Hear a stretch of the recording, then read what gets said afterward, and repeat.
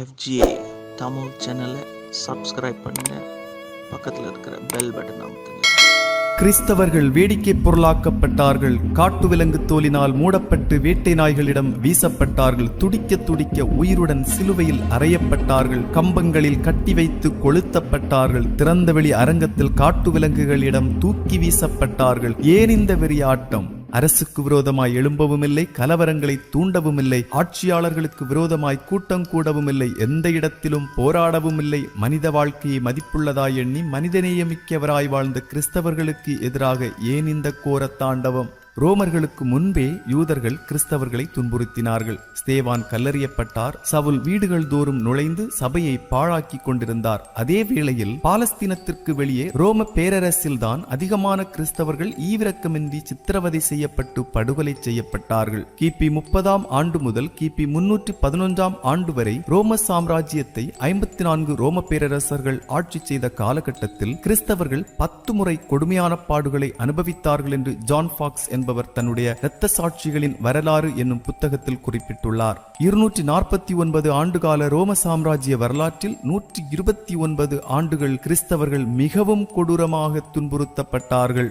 ரோம பேரரசனாகிய நீரோவின் ஆட்சி காலத்தில் கிறிஸ்தவர்கள் அடைந்த துன்பங்களை நினைத்தாலே நெஞ்சம் பதறும். நீரோவின் தாய் செல்வச் செழிப்பான குடும்பத்தில் பிறந்தவள். ரோம ஆட்சி மன்ற குழு உறுப்பினராகவும் ரோம உயர் அதிகாரியாகவும் பொறுப்பு வகித்த நீரோவின் தந்தை நீரோ சிறுவனாயிருக்கும் போதே மரித்துவிட்டார். நீரோவின் தாய் ரோம பேரரசனான கிளாடியஸ் சீசரை, அதாவது கிளவுதிராயனை மறுமணம் செய்து கொண்டாள். தன் மகன் நீரோவை பேரரசனாக்குவதற்காக கிளாடியஸ் சீசரை நீரோவின் தாய் விஷம் வைத்துக் கொன்றதாக ஒரு செய்தி உண்டு. கிபி 54 அக்டோபர் 13ஆம் தேதி தனது 17வது வயதில் நீரோ ரோம பேரரசனானான். தன் தாய் மற்றும் தன்னுடைய ஆசிரியரின் வழிகாட்டுதலின்படி ஆரம்பத்தில் சிறப்பாக ஆட்சி செய்து வந்த நீரோ தனது அதிகாரத்தை பலப்படுத்திக் கொள்வதற்காக கிபி 59 பெற்ற தாயையே கொலை செய்தான். கிபி 62 நீரோவின் ஆலோசகரான அப்ரானியஸ் மரணமடைந்ததைத் தொடர்ந்து கொடூர குணம் கொண்ட நீரோ ஒழுக்கக்கேடான வாழ்க்கை வாழ ஆரம்பித்தான். தன்னுடைய மனைவியை தள்ளிவிட்டு கள்ளக்காதலியை தனக்கு மனைவியாக்கி கொண்டான்.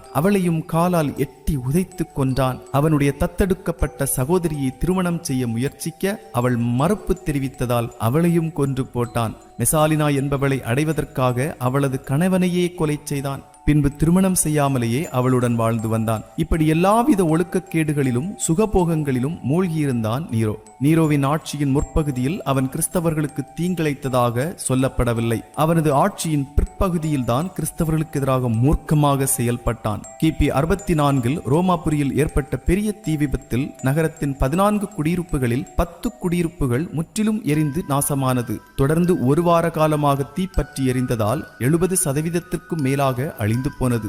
நீரோவின் ஆணைப்படி அவனது அதிகாரிகளும் பாதுகாப்பு படையினரும் தான் ரோம் நகருக்கு தீ வைத்தனர் என்று ஜான் ஃபாக்ஸ் குறிப்பிட்டுள்ளார். அந்த தீ விபத்தில் ஆயிரக்கணக்கான அப்பாவி மக்கள் கருகி மாண்டனர். தீ விபத்துக்கு பின்பு நீரோ தனக்கென்று பெரிய மாளிகை ஒன்றை கட்ட முற்பட்டான். இதனால் நீரோதான் தீ விபத்துக்கு காரணம் என்று மக்கள் பேசத் தொடங்கினர். மக்கள் தன் மீது கொண்ட சந்தேகத்தினின்று விடுபட யாரை பலிக்கடா ஆக்கலாம் என்று யோசித்தான் நீரோ. முதலில் யூதர்கள் மீது பழி போடலாம் என்று நினைத்த நீரோ அவர்கள் நாட்டில் நல்ல செல்வாக்குடன் இருந்ததாலும் அரண்மனையில் பல யூதர்கள் அவனுக்கு நண்பர்களாயிருந்ததினாலும் ஒன்றுமறியா அப்பாவி கிறிஸ்தவர்கள் மீது பழியை போட்டான். கிறிஸ்தவர்கள் தான் ரோமாபுரியை எரித்த சதிக்காரர்கள் என்று கொக்கரித்தான். ரோமாபுரியில் உள்ள கிறிஸ்தவர்களை ஒருவரும் நினைத்து பார்க்க முடியாத அளவுக்கு சித்திரவதைப்படுத்தி தண்டிக்க கட்டளையிட்டான். டாசிட்டஸ் என்னும் வரலாற்றாசிரியர் அம்மக்கள் கிறிஸ்தவர்கள் என்று அழைக்கப்பட்டதாகவும் அவர்கள் மிகப்பெரிய குற்றம் செய்ததாகவும் கருதப்பட்டு வெறுக்கப்பட்டதாகவும் தமது புத்தகத்தில் எழுதியுள்ளார். ரோம வரலாற்று ஆசிரியரான டாசிட்டஸ் ஒரு ரோமன்.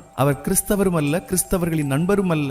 செய்யாத குற்றத்திற்காக ஒரு திரள் கூட்ட மக்கள் மீது வீண்பழி சுமத்தப்பட்டு மனித இனத்திற்கே பகைவர்கள் என அடையாளப்படுத்தப்பட்டு தண்டிக்கப்பட்டார்கள் என்று அவர் குறிப்பிடுகிறார். நீரோவின் அரசவையில் இருந்த யூத மதத்தை தழுவிய நீரோவின் இரு நண்பர்களும் ஒரு யூத நண்பனும் யூத மார்க்கத்தில் பற்றுள்ள நீரோவின் 2வது மனைவியும் ரோமாபுரியில் உள்ள யூதர்களின் வற்புறுத்தலின் பேரில் நீரோவை கிறிஸ்தவர்களுக்கு எதிராக தூண்டிவிட்டனர். இதிலிருந்து யூதர்களும் கிறிஸ்தவர்கள் கிறிஸ்தவர்கள் மீதுள்ள தாக்குதலில் மறைமுகமாக செயல்பட்டனர் என்பது தெளிவாகிறது. நீரோ கிறிஸ்தவர்களை கொடுமைப்படுத்தின விதம் கொடூரமானது. கிறிஸ்தவர்கள் சித்திரவதை செய்யப்படுவதை அவன் கண்டு ரசித்தான். கிறிஸ்தவர்கள் காட்டு விலங்குகளின் தோலினால் சுற்றி தைக்கப்பட்டு உயிருடன் வேட்டை நாய்களிடம் வீசப்பட்டனர். நாய்கள் அவர்களை கடித்து குதர்வதில் இன்புற்றான் அந்த கொடூரன். மெழுகு தடவிய கடினமான துணிகளால் கிறிஸ்தவர்களை இறுக சுற்றி கம்பங்களில் கட்டி வைத்து அவர்களை உயிரோடே கொளுத்தி இரவு வேளைகளில் தனது வீட்டு தோட்டத்திற்கு விளக்காக பயன்படுத்தினான் அந்த கயவன். பல கிறிஸ்தவர்களை உயிருடன் துடிக்க துடிக்க சிலுவையில் அறைந்து கொன்றான் அந்த பாதகன். திறந்த வெளி அரங்கத்தில் விடப்பட்டிருந்த வனவிலங்குகளிடம் கிறிஸ்தவர்களை தூக்கி எறிந்து அவைகள் அவர்களை கொடூரமாக பீத்தி எடுப்பதை காண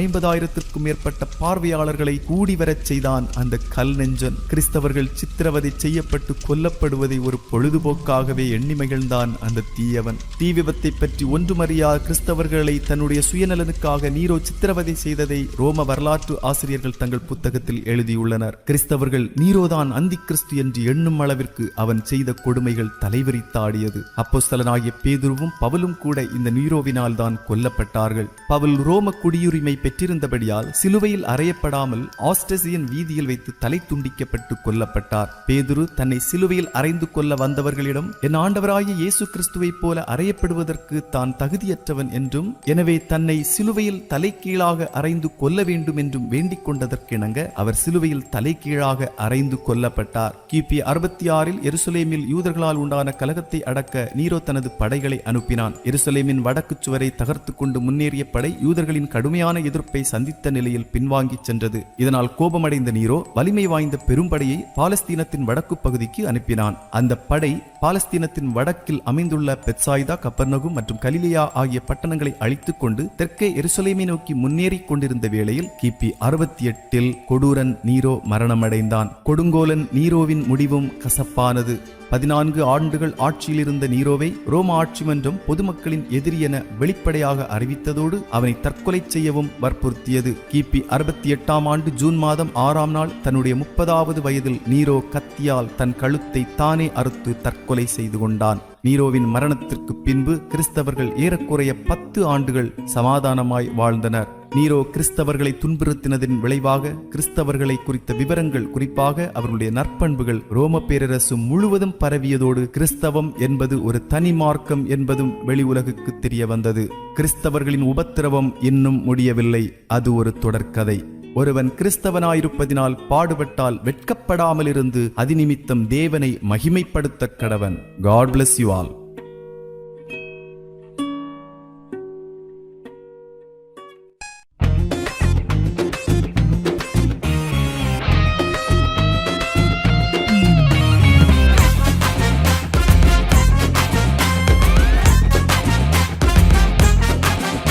அவர் வாக்கு பண்ணுவார், விசிட் பண்ணுவார், சொன்னபடி செய்து முடிப்பார். அவர் வாக்கு பண்ணுவார், விசிட் பண்ணுவார், சொன்னபடி செய்து முடிப்பார். ஹல்லேலூயா. கர்த்தர் பரிசுத்த நாமத்துல ஸ்தோத்திரம். மறுபடியும் உங்கள் அனைவரும் இந்த சண்டே ஆன்லைன் சர்வீஸில் சந்திக்கிறதுல ரொம்ப மகிழ்ச்சி படுகிறோம். கர்த்தர் உங்களை ஆசீர்வதிப்பார். ஆயத்தமாக காத்திருங்கள். ஸோ தொடர்ந்து நம்ம ஒரு ஸ்கிரிப்சர் ரீடிங் செஷன் நம்ம போகலாமா?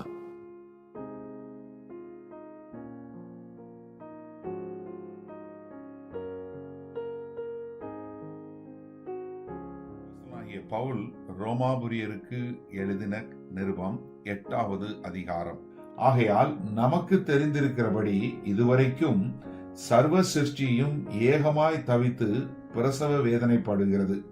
அதுவும் அல்லாமல் ஆவியின் முதற் பலன்களை பெற்ற நாமும் கூட நம்முடைய சரீர மீட்பாகிய புத்திர சுவிகாரம் வருகிறதற்கு காத்திருந்து நமக்குள்ளே தவிக்கிறோம். அந்த நம்பிக்கையினாலே நாம் ரட்சிக்கப்பட்டிருக்கிறோம். காணப்படுகிறதை நம்புகிறது நம்பிக்கை அல்ல. ஒருவன் தன் காண்கிறதை நம்ப வேண்டுவது என்ன? நாம் காணாததை நம்பினோமாகில் அது வருகிறதற்கு பொறுமையோடு காத்திருப்போம்.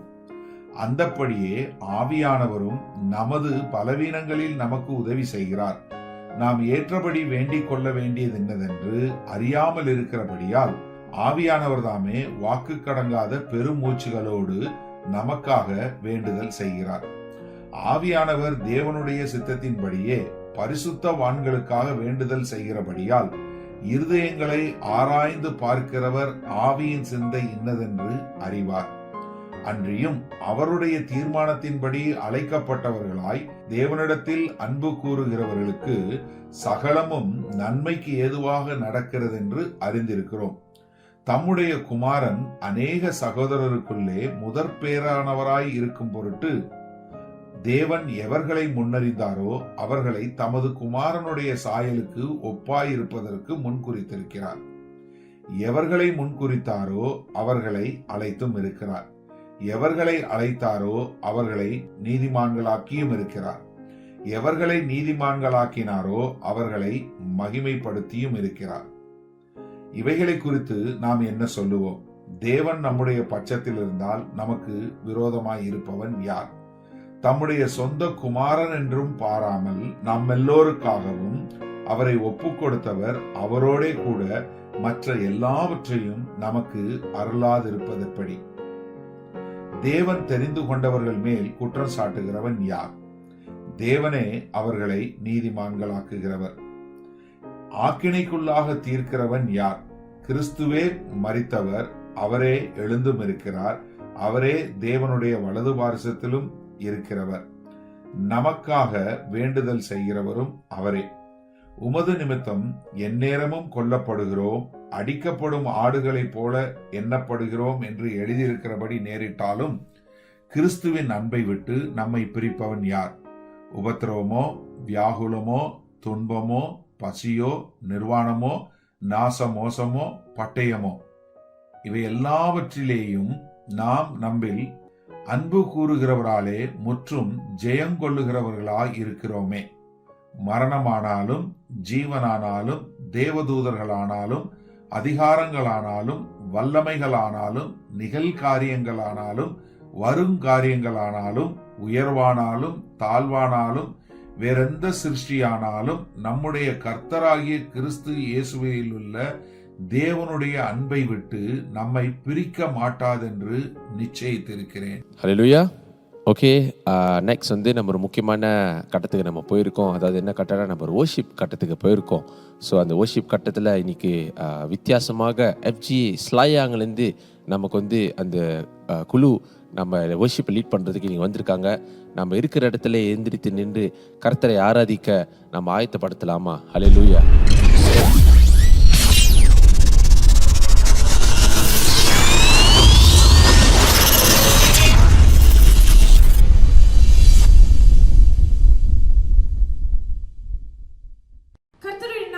ஸ்தோத்திரம். உங்க எல்லாரும் அனைவரையும் சந்திக்கிறதுல மிகவும் மகிழ்ச்சியாக இருக்கிறது. எஃப்ஜி ஸ்லாங் சார்பாக உங்க அனைவரையும் நாங்கள் வரவேற்கிறோம்.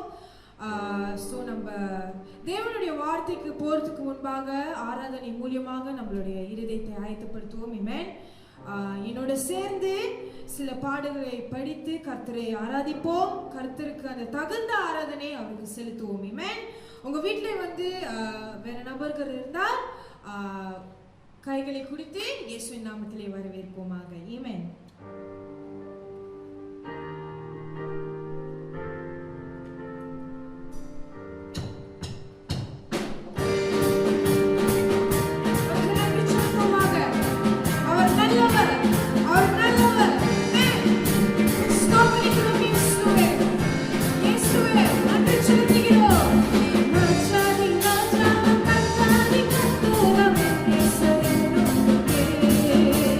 Sakti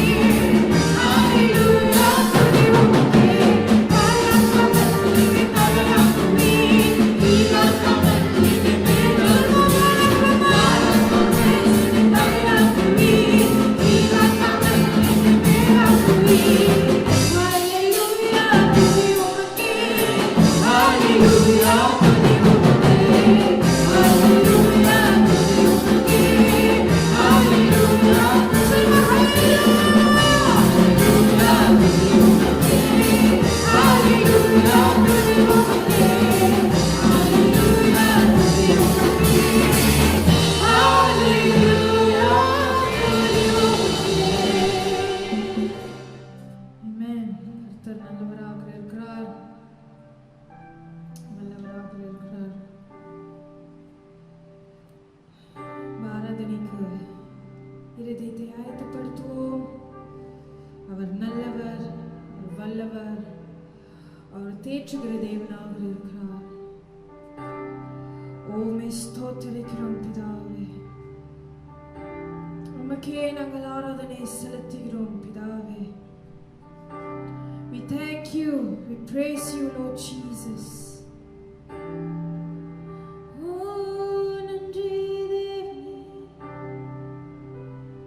இயேசுவே.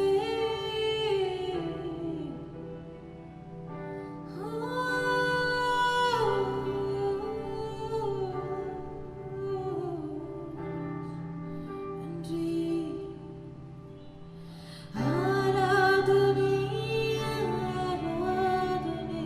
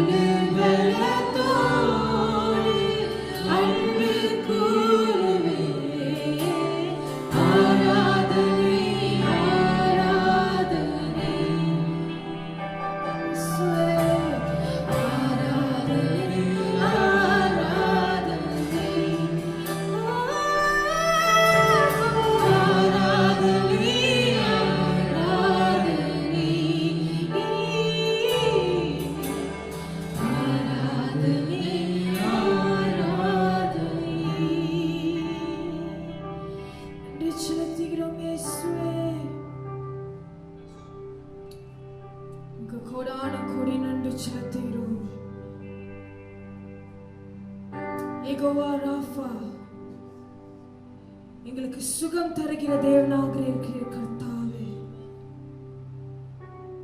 எல்ரோயி, எங்களை கண்ட தேவனாக இருக்கிற பிதாவே, உம்மை போற்றுகிறோம் ஆவியானவரே. இந்த காலை வேளையிலே இயேசுவே, ஒவ்வொரு வீட்டிலும் உம்மை நாங்கள் வரவேற்கிறோம் பிதாவே. உம்முடைய ஆராதனை ஒவ்வொரு வீட்டிலும் போய் சேரத்தக்க நீர் வழிகளை திருப்பினாக சுவாமி. ஓ, எங்கள் மத்தியில் நீர் பேசும்படியாக ஜெபிக்கிறேன்.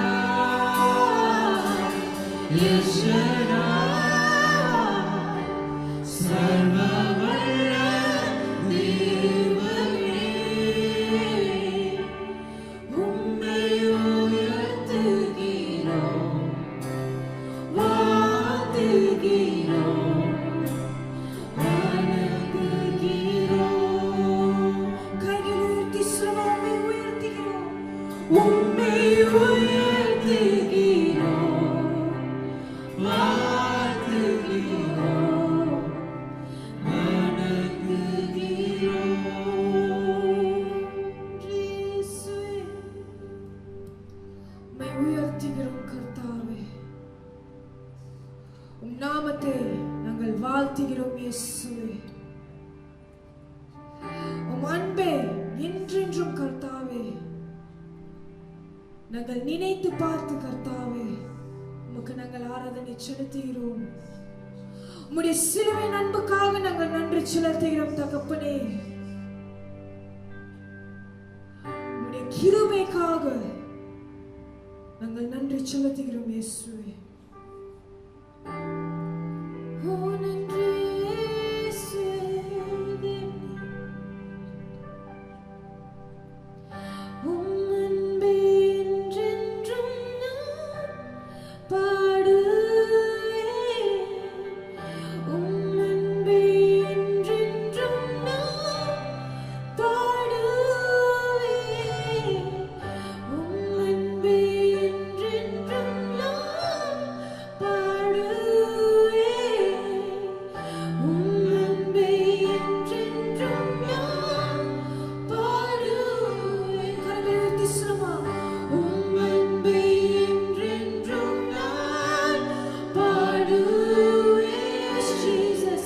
உம் அன்பே என்றென்றும் நான் பாடுவேன். உம் அன்பே என்றென்றும் நான் பாடுவேன். உம் அன்பே என்றென்றும் நான் பாடுவேன். நன்றி செலுத்துகிறோம் இயேசுவே. இந்த ஆராதனை மூலியமாக எங்கள் மத்தியில் நீர் பேசினதுக்காக நன்றி செலுத்துகிறோம்.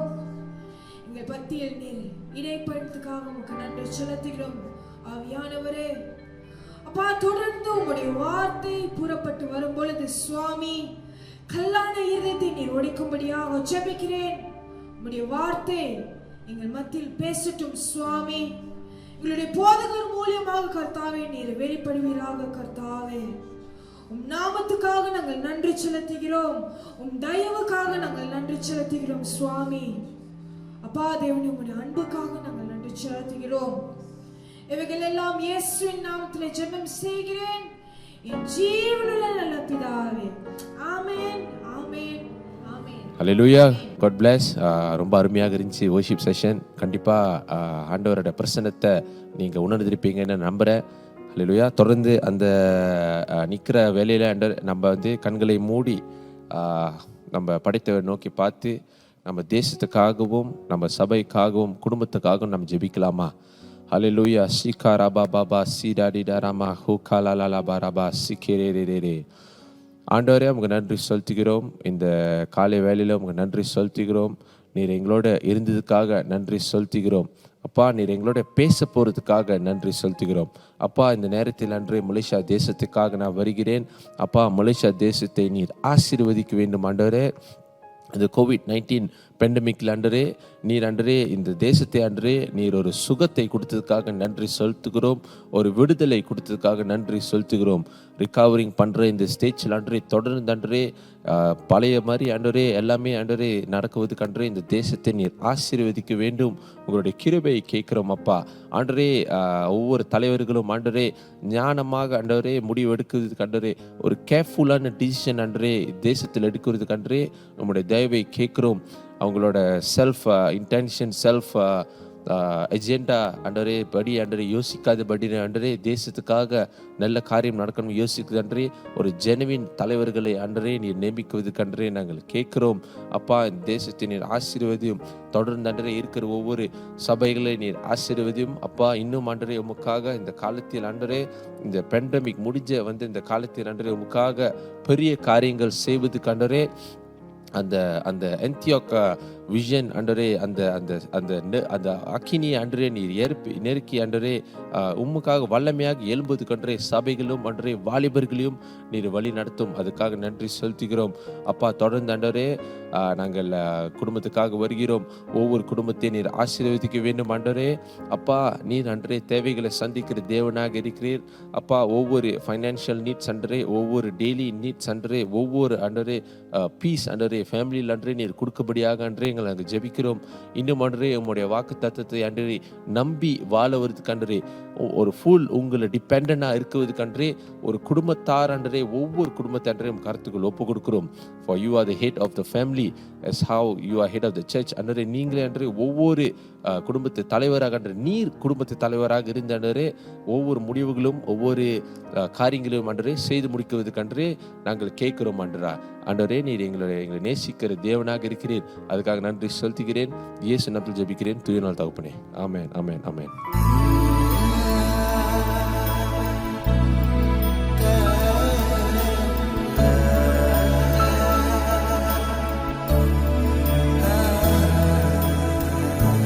என்ன கொடுப்பேன் உமக்கு,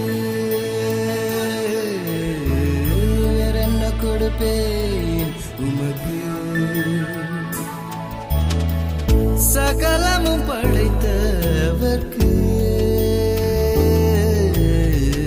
வேற என்ன கொடுப்பேன் உமக்கு, என் ஜீவனை உம் முன்பாய் அர்ப்பணித்தேன், வேற என்ன கொடுப்பேன் உமக்கு.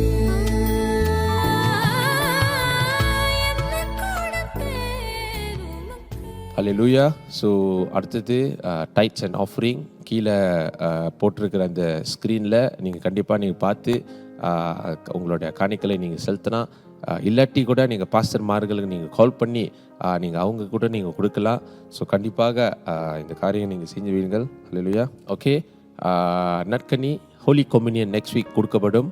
So next week service prepare பண்ணுற முன்னுக்கே நீங்கள் ப்ரிப்பேர் பண்ணி உங்கள் வீட்டில் அந்த தண்ணி கலந்து அந்த பிஸ்கட் எல்லாம் நீங்கள் எடுத்து வச்சு ப்ரிப்பேர் பண்ணி இந்த செஷனுக்கு நீங்கள் ப்ரிப்பேர் பண்ணுறதுக்கே கேட்குறோம். ஓகே, அடுத்தது சில்ட்ரன் ஜூம் கிளாஸ் ஒவ்வொரு சனிக்கிழமை 4 years and below 6 மணிக்கு வயா ஜூமில் நடக்கப்படும். சண்டே நம்மளோட இந்த சண்டே சர்வீஸ் முடிந்த பிறகு 5லேருந்து 13 வயசு பிள்ளைங்களுக்கு 11 o'clock இந்த ஜூம் கிளாஸ் நடக்கப்படும். ஸோ தொடர்ந்து கூட நீங்கள் பார்த்தீங்கன்னா Tuesday prayer meeting and Bible study followed by Bible study every Tuesday 8 மணிக்கு ஜூமில் நடக்கப்படும். ஸோ கண்டிப்பாக ஜாயின் பண்ணுங்கள். ஃப்ரீயாக இருந்தீங்கன்னா ஜாயின் பண்ணுங்கள்.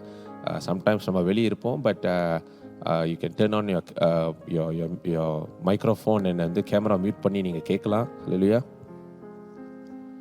யூத் சிஜி எவ்ரி ஃப்ரைடே 8 மணிக்கு வயா ஜூம் நடக்கப்படும். ஸோ ரொம்ப டிஃப்ரெண்டான காரியங்கள் செய்து கொண்டு வந்துருக்காங்க. நீங்கள் கண்டிப்பாக பார்த்துருக்கீங்க.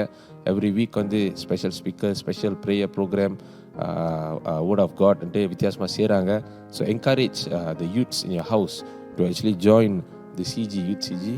இந்த வாரத்தின் பைபிள் டிவோஷன் புக் ஆஃப் ரோமன்ஸில் நீங்கள் கண்டிப்பாக நீங்கள் பார்க்கலாம். ஸோ அதை நீங்கள் ஃபாலோ பண்ணுங்கள். டெய்லி டிவோஷன் கூட கொடுக்குறாங்க. So to listen and be blessed.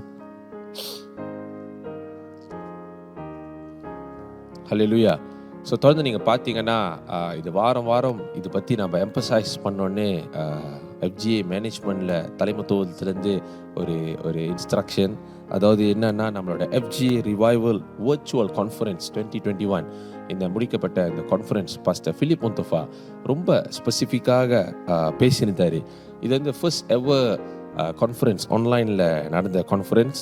Okay, so through the conference நம்ம என்ன பார்த்தோம்னா, த பர்த் ஆஃப் M100 அந்த 100 M100 விஷன் ஸோ நம்ம இது போன வருஷம் அதுக்கு போன வருஷம் கூட கேள்விப்பட்டிருப்போம். M100 மூவிங் டுவர்ட்ஸ் M100, 100 ஆத்மாக்கள் நம்ம வந்து சேர்க்கறதுக்கு அந்த விஷன் அவங்க கொடுத்துருக்காங்க. ஸோ இது வந்து எப்படி வந்து நமக்கு கிடச்சிச்சேன்னா is through the founding father doctor Koh. So அந்த என்தியாக் விஷன் அவருக்கு கிடச்சி. So the church moves by vision. எப்படி FGA வந்து அந்த வீடியோ கூட நம்ம பார்த்துருப்போம். ஒரு சின்ன வீடுலேருந்து எவ்வளோ பெரிய சபையாக பிரான்ச்சஸ் கலை சபை எத்தனை பேர் சபையை வந்து அவங்க உருவாக்கியிருக்காங்கன்னா த்ரூ த ஃபவுண்டிங் ஃபாதர்ஸ் என்தியாக் விஷன். ஸோ அந்த மொமெண்டம் தான் வந்து நம்ம போய்கிட்டு இருக்கோம். So be blessed and all of us need to rise up like never before. இது முன்னுக்கு நம்ம எழும்பாத அந்த காரியங்களை இதுக்கு மேலே நம்ம வந்து இன்னும் தீயாக எழும்புவதற்கு ஒரு special need from the God, ஒரு favour from the God, discipleship favour நம்மக்கிட்ட இருந்து அவர் கேட்குறாரு. அவர் எதிர்பார்க்குற காரியம் வேறு எதுவுமே இல்லை, to go and make disciples. So அந்த டீமில் தான் வந்து அவர் எதிர்பார்க்குறாரு. நம்மக்கிட்ட எல்லாமே நம்ம அவர்கிட்ட கேட்குறோம். அவர் கேட்குற காரியம் ஒன்று தான், நம்ம இருதயத்தை கேட்குறாரு. ஸோ ஃபுல் ஹார்ட்டடாக நம்ம டிசைபிள்ஷிப் செய்கிறதுக்கு தான் அவர் கேட்குறாரு. ஸோ பி பிளஸ்ட் அண்ட் இந்த pandemic of course have made a lot of significant impact. ஒவ்வொரு வாழ்க்கையிலும் பெரிய காரியங்களை வந்து நினச்சி பார்க்க முடியாது. But still he is being very faithful. எனக்கு மட்டும் இல்லை, உங்களுக்கு எல்லாம் பல சாட்சி இந்த 2 வருஷம் பேண்டமிக்கில் நம்ம கோத்ரூ பண்ணியிருப்போம். டைம்ஸ் ஆர் டஃப், பட் சங்கீதத்தில் அவர் சொன்னபடி be still and know that I am God. So அது ஒரு பவர்ஃபுல்லான ஒரு ஓட் அவர் கொடுத்துருக்காரு. அதாவது என்ன சொல்கிறாருன்னா, பி ஸ்டில் அண்ட் நோ, என்னை நம்பி நானே தேவன் அறிந்து கொள்ளுங்கள் என்று சொல்கிறாரு. So he's showing his power, his significance. நான் தான் தேவன், ஏன் நீ பயப்படுறேன்னு சொல்கிறாரு. So greater things that we can do. அவரோட ராஜ்யத்தை நம்ம தேடும்போது all the other things will be added into our account. So நம்ம ஃபேமிலி பற்றியோ ஃபைனான்ஸ் பற்றியோ பிள்ளைங்க பற்றியோ எது பற்றியும் கால் பண்ணுறேன். அந்த ஃபியர் இருக்கும், பட் அவரை நான் நம்பி பார்க்கும்போது இந்த ஃபியர் எல்லாம் ஒன்றுமே எல்லாம் போயிடும். So be blessed and stay always connected to God. Hallelujah. So முதல்ல பார்த்தோம்னா வர்ஷிப் செஷன் வந்து FGA ஸ்லாயாங் எடுத்திருந்தாங்க. ஸோ இன்றைக்கி ஒரு வித்தியாசமான ஸ்பீக்கர் கூட FGA ஸ்லாயாங்லேருந்து பாஸ்டர் ஜே தேவ வார்த்தை கொடுக்கறதுக்கு ஸ்லாயாங்லேருந்து ஆயத்தப்படுத்தி கொடுக்குறாரு. ஸோ நம்ம இருதயத்தை திறந்து இன்றைக்கி என்ன ஆண்டவர் என்கிட்ட என்ன பேச போகிறீங்கன்ட்டுன்னு நம்ம அவரோட மெசேஜ் மூலமாக கேட்கலாமா? ஹல்லேலூயா.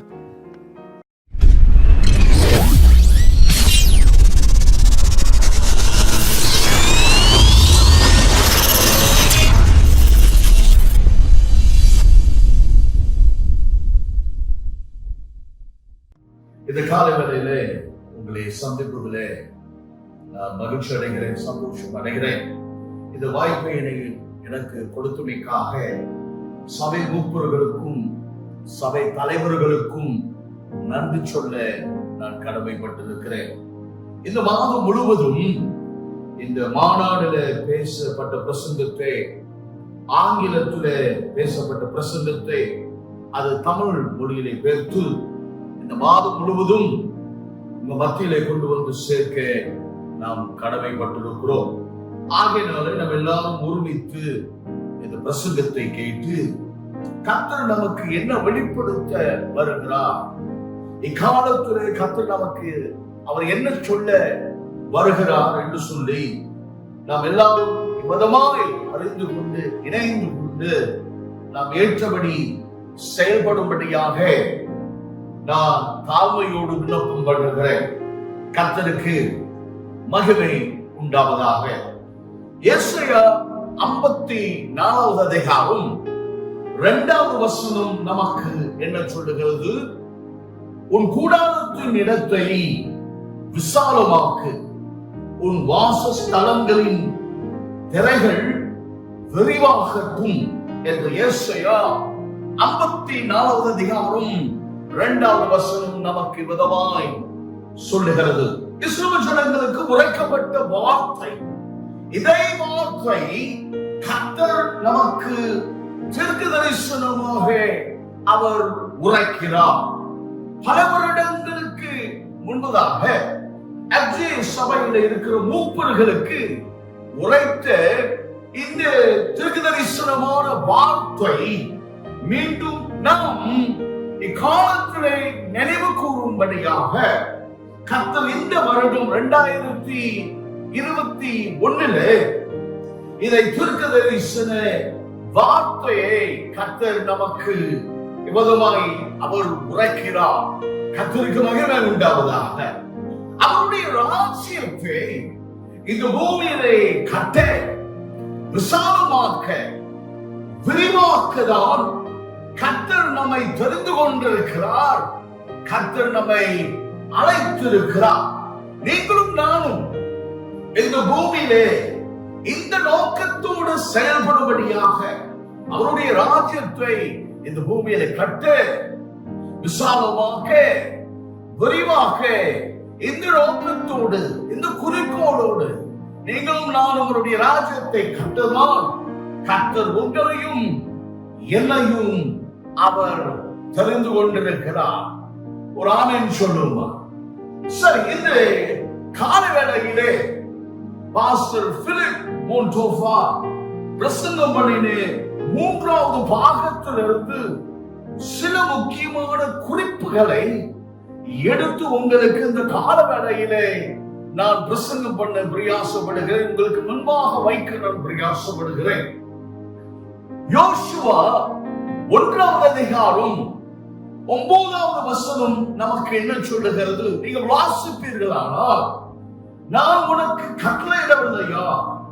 பலன் கொண்டு திடன்மனதாய் இரு, திகையாதே, கலங்காதே. நீ போகும் இடமெல்லாம் உன் தேவனாகிய கர்த்தர் உன்னோடு இருக்கிறார் என்று யோசுவா 1வது அதிகாரம் 9வது வசனம் நமக்கு விதமாக தெளிவாக சொல்லுகிறது. பலன் கொண்டு திடன்மனதாய் முன்னோக்கி செல்லுவோம். கர்த்தர் நம்மோடு இருக்கிறார். ஒரு ஆமென் சொல்லுவோமா? கவனமாய் கேளுங்கள் பிரியமானவர்களே, அன்பான தேவ பிள்ளைகளே. கர்த்தர் நமக்கு கொடுத்த தரிசனம், கர்த்தர் செய்து முடிக்கிற வரையிலும் கர்த்தர் நம்மை ஒரு பொழுதும் கைவிட மாட்டார். கர்த்தர் நம்மோடு இருக்கிறார். அவர் நம்மை விட்டு விலகி போக மாட்டார். பலன் கொண்டு திறன்மனதாய் இரு, திகையாதே, கலங்காதே. நீ போகும் இடமெல்லாம் உன் தேவனாகிய கர்த்தர் உன்னோடு இருப்பார். உன்னை அவர் கைவிட மாட்டார். எபிரேயர் 13வது அதிகாரம் 5வது வசனம் நமக்கு என்ன சொல்லுகிறது? அவர் நம்மை விட்டு விலகுவதும் இல்லை, அவர் நம்மை கைவிடுவதும் இல்லை. ஒரு ஆமென் சொல்லுவோமா? 1 தெசலோனிக்கா 5வது அதிகாரம் 24வது வசனம் என்ன சொல்லுகிறது? அந்த வசனம் நமக்கு என்ன குறிக்கிறது? அழைக்கிறவர் அவர் உண்மை உள்ளவர், அவர் அப்படியே செய்வார் என்று வேதம் நமக்கு மிக தெளிவாக சொல்லுகிறது.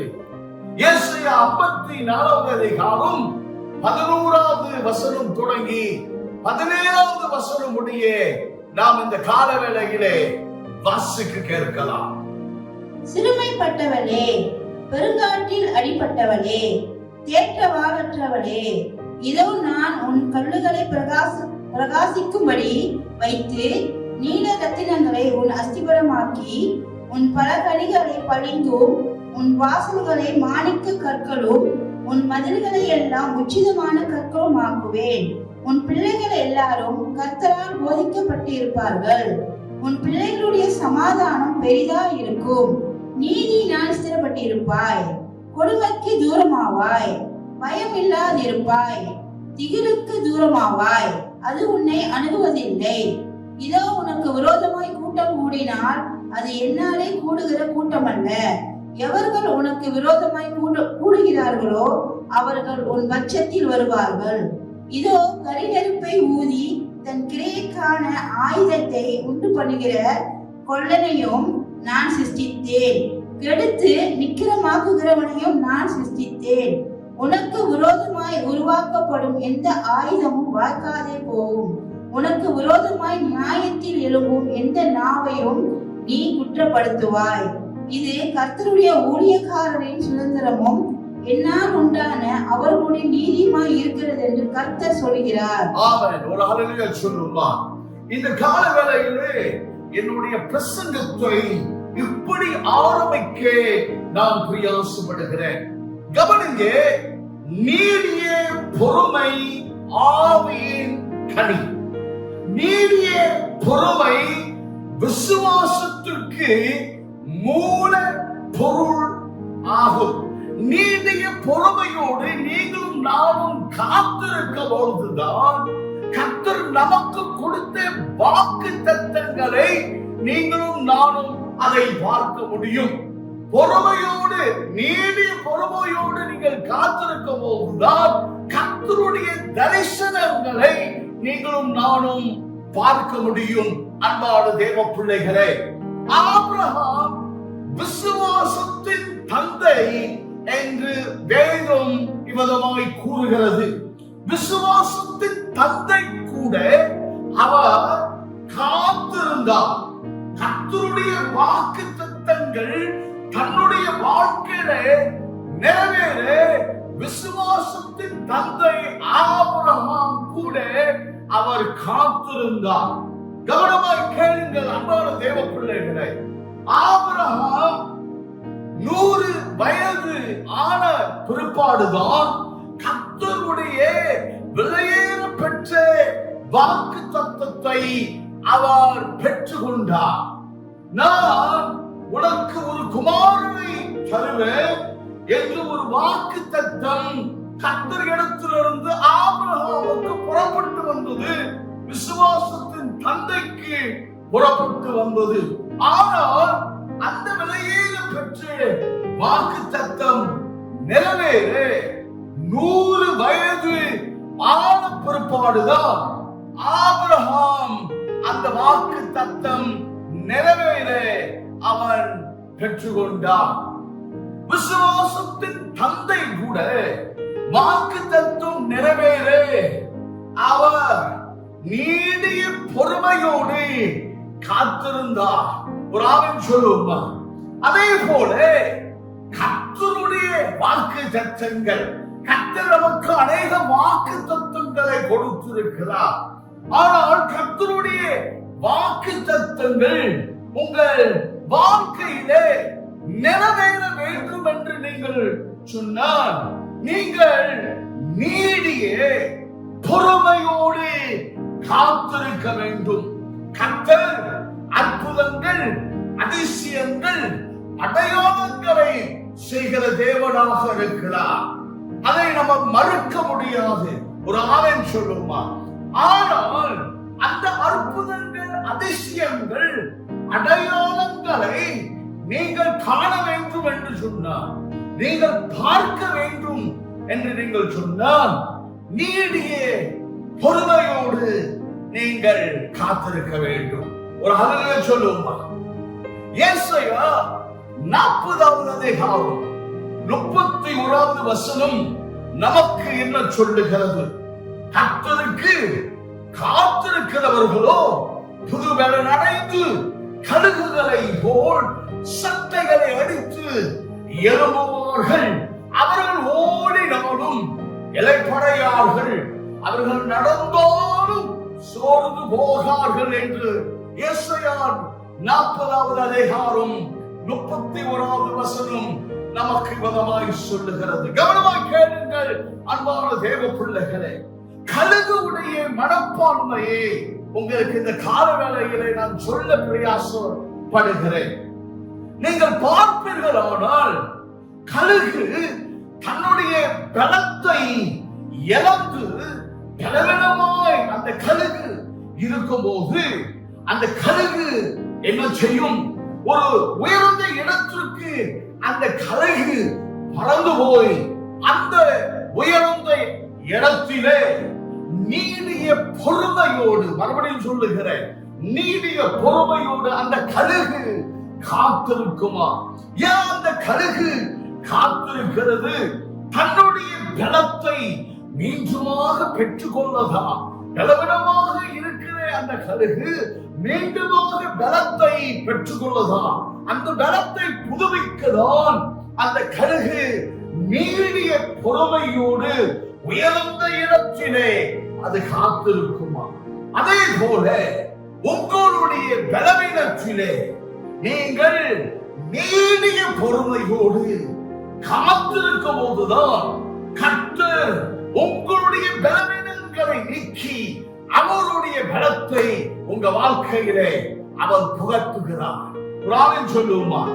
அவருடைய ராஜ்யத்தை கர்த்தர் விசாலமாக்க விரிவாக்க நீங்கள் நீதியே பொறுமையோடு காத்திருக்க வேண்டும். கர்த்தருக்கு மகிமை உண்டாவதாக.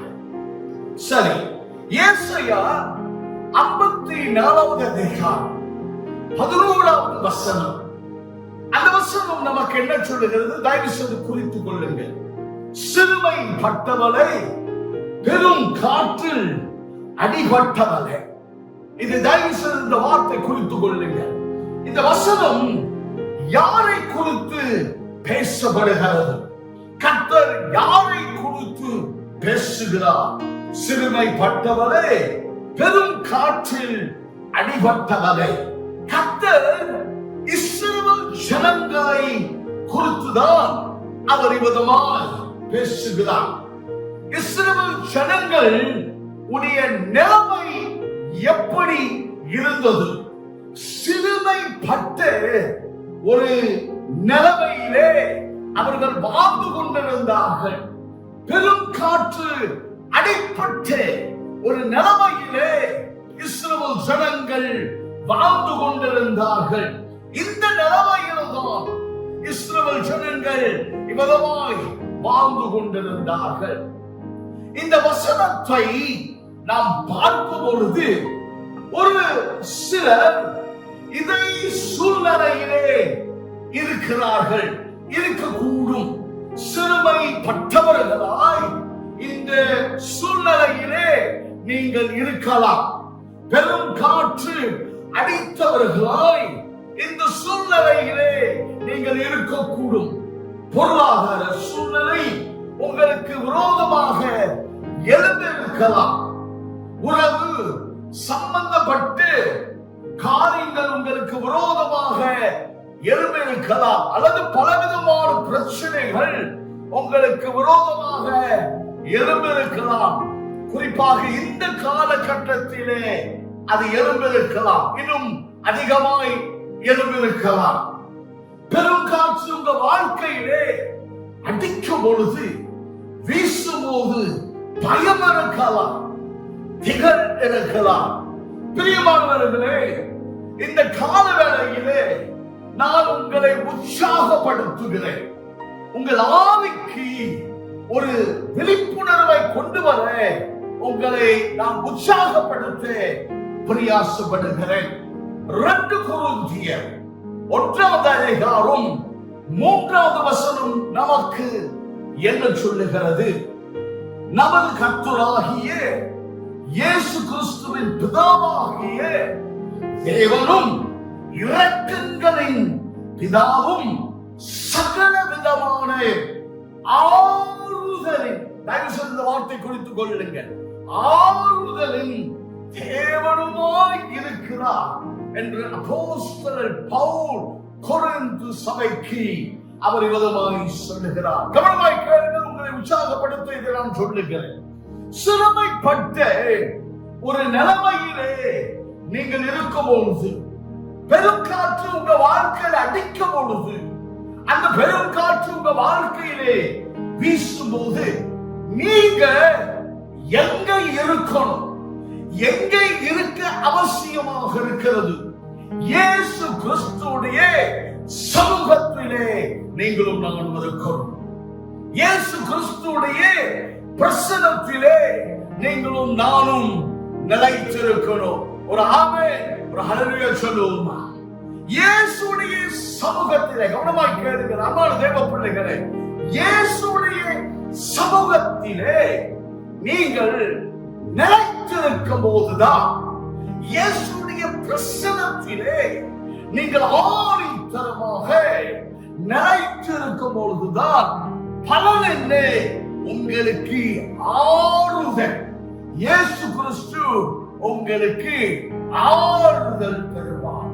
பெரும் காற்று உங்க வாழ்க்கையிலே வீசும் போது நீங்கள் இயேசு கிறிஸ்து உடைய பிரசன்னத்திலே நிலைத்திருக்க நீங்கள் கற்றுக்கொள்ளணும். இவ்விதமாக நீங்கள் இருக்கும் பொழுதுதான் இயேசு கிறிஸ்து உங்களுக்கு ஆறுதலை தருகிறார். ஒரு ஆமென் சொல்லுவோமா? புதிய ஏற்பாடிலே சுழல் காற்று அடித்தது, வாசித்து பாருங்கள். ஆனால் சுழல் காற்று மத்தியிலே இயேசு நித்திரையாய் இருந்தார், அமைதலாய் இருந்தார். அருமையான ஒரு காரியத்தை நான் உங்களுக்கு இந்த கால வேளையில் சொல்ல பிரயாசப்படுகிறேன். சுழல் காற்று மத்தியிலே பெரும் காற்று உங்க வாழ்க்கையிலே வீசும் போது, அடிக்கும் போது நீங்கள் எப்படி இருக்கணும்? நீங்கள் அமைதலாய் இருக்க வேண்டும். இதுதான் இயேசு நமக்கு கற்றுக் கொடுக்கிறார். சிறுமைப்பட்டு ஒரு நிலைமையிலே நீங்கள் இருக்கும் பொழுது, பெரும் காற்று உங்க வாழ்க்கையில அடிக்கும் பொழுது, அது வீசும் பொழுது, உங்க கண்கள் யாரு மேல இருக்கணும்? இயேசு மேலதான் இருக்கணும். உங்க கண்கள் இயேசு மேலே இருக்கும் பொழுது அவர் உங்கள் வாழ்க்கையிலே அமைதலை கொண்டு வருகிறார். இயேசு கிறிஸ்து உங்களை ஆறுதல் படுத்துகிறார். ஆமென் சொல்லுவோமா? நீங்கள் பார்ப்பீர்களானால் எல்லாருடைய வாழ்க்கையிலும் பெருங்காற்று அடித்துக் கொண்டுதான் இருக்கிறது. நீங்கள் மாத்திரமல்ல, எல்லாரும், குறிப்பாக இந்த காலகட்டத்திலே எல்லாருடைய வாழ்க்கையிலும் பெருங்காற்று அடித்துக் கொண்டுதான் இருக்கிறது, வீசிக்கொண்டுதான் இருக்கிறது. ஆனால் பெரும் காற்று மத்தியிலே நீங்கள் தேவனுடைய வார்த்தையிலே நிலைத்திருக்கணும். எத்தனை பேர் ஒரு ஆமென் சொல்ல முடியும்? யோவான் 15வது அதிகாரம் 7வது வசனத்திலே இயேசு என்ன சொல்லுகிறார்? நீங்கள் என்னிலும் என் வார்த்தைகள் உங்களிலும் நிலைத்திருந்தால் நீங்கள் கேட்டுக்கொள்வது எதுவோ அது உங்களுக்கு செய்யப்படும் என்று இயேசு 2000 வருஷத்திற்கு முன்பு அவர் மிக தெளிவாக இதை சொன்னார். கவனிங்க, உலகம் மாறும், மனுஷன் மாறுவான். இன்றைக்கு நல்லா இருக்கிற மனுஷன் நாளைக்கு மாறுவான். சூழ்நிலைகள் மாறும், எல்லாம் மாறும். ஆனால் தேவனுடைய வார்த்தை ஒரு பொழுதும் மாறாது. இயேசு ஒரு பொழுதும் மாறமாட்டார். இயேசுதான் வார்த்தை, வார்த்தைதான் இயேசு. இதுதான் வேதம் நமக்கு சொல்லுகிறது. எபிரேயர் 13வது அதிகாரம் 8வது வசனம் நமக்கு என்ன சொல்லுகிறது?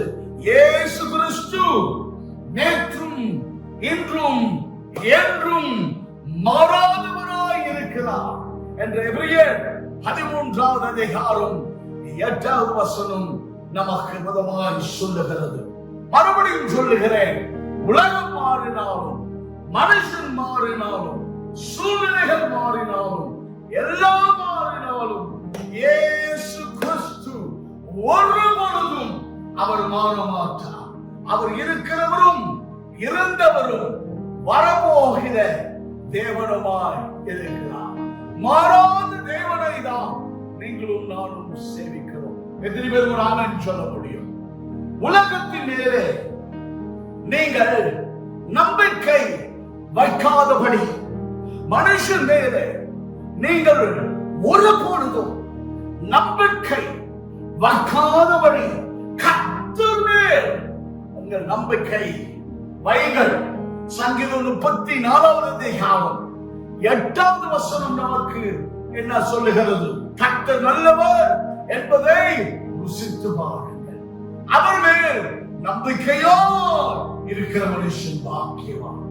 சங்கீதம் 125வது அதிகாரம் 1வது வசனம் நமக்கு என்ன சொல்லுகிறது? கர்த்தரை நம்புகிறவர்கள் என்றென்றைக்கும் அசையாமல் நிலைத்திருக்கும் சீயோன் பர்வதத்தை போல் இருப்பார்கள் என்று வேதம் நமக்கு மிக தெளிவாக சொல்லுகிறது. பர்வதத்தை அசைக்க முடியுமா? பர்வதத்தை ஒருபொழுதும் அசைக்க முடியாது. அப்படி என்றால் உங்களுக்கும் எனக்கும் அசைக்க முடியாத ஒரு நம்பிக்கை இயேசு மேலே இருக்கணும். பழைய ஏற்பாடுல யோசேப்புடைய சகோதரர்கள் அவனுக்கு விரோதமாக தீமை செய்தார்கள். ஆனால் யோசேப்பு தேவனை ஆணித்தரமாக நம்பினான். அவன் அடிமைத்தனத்துக்குள்ளே விற்கப்படுகிறான்.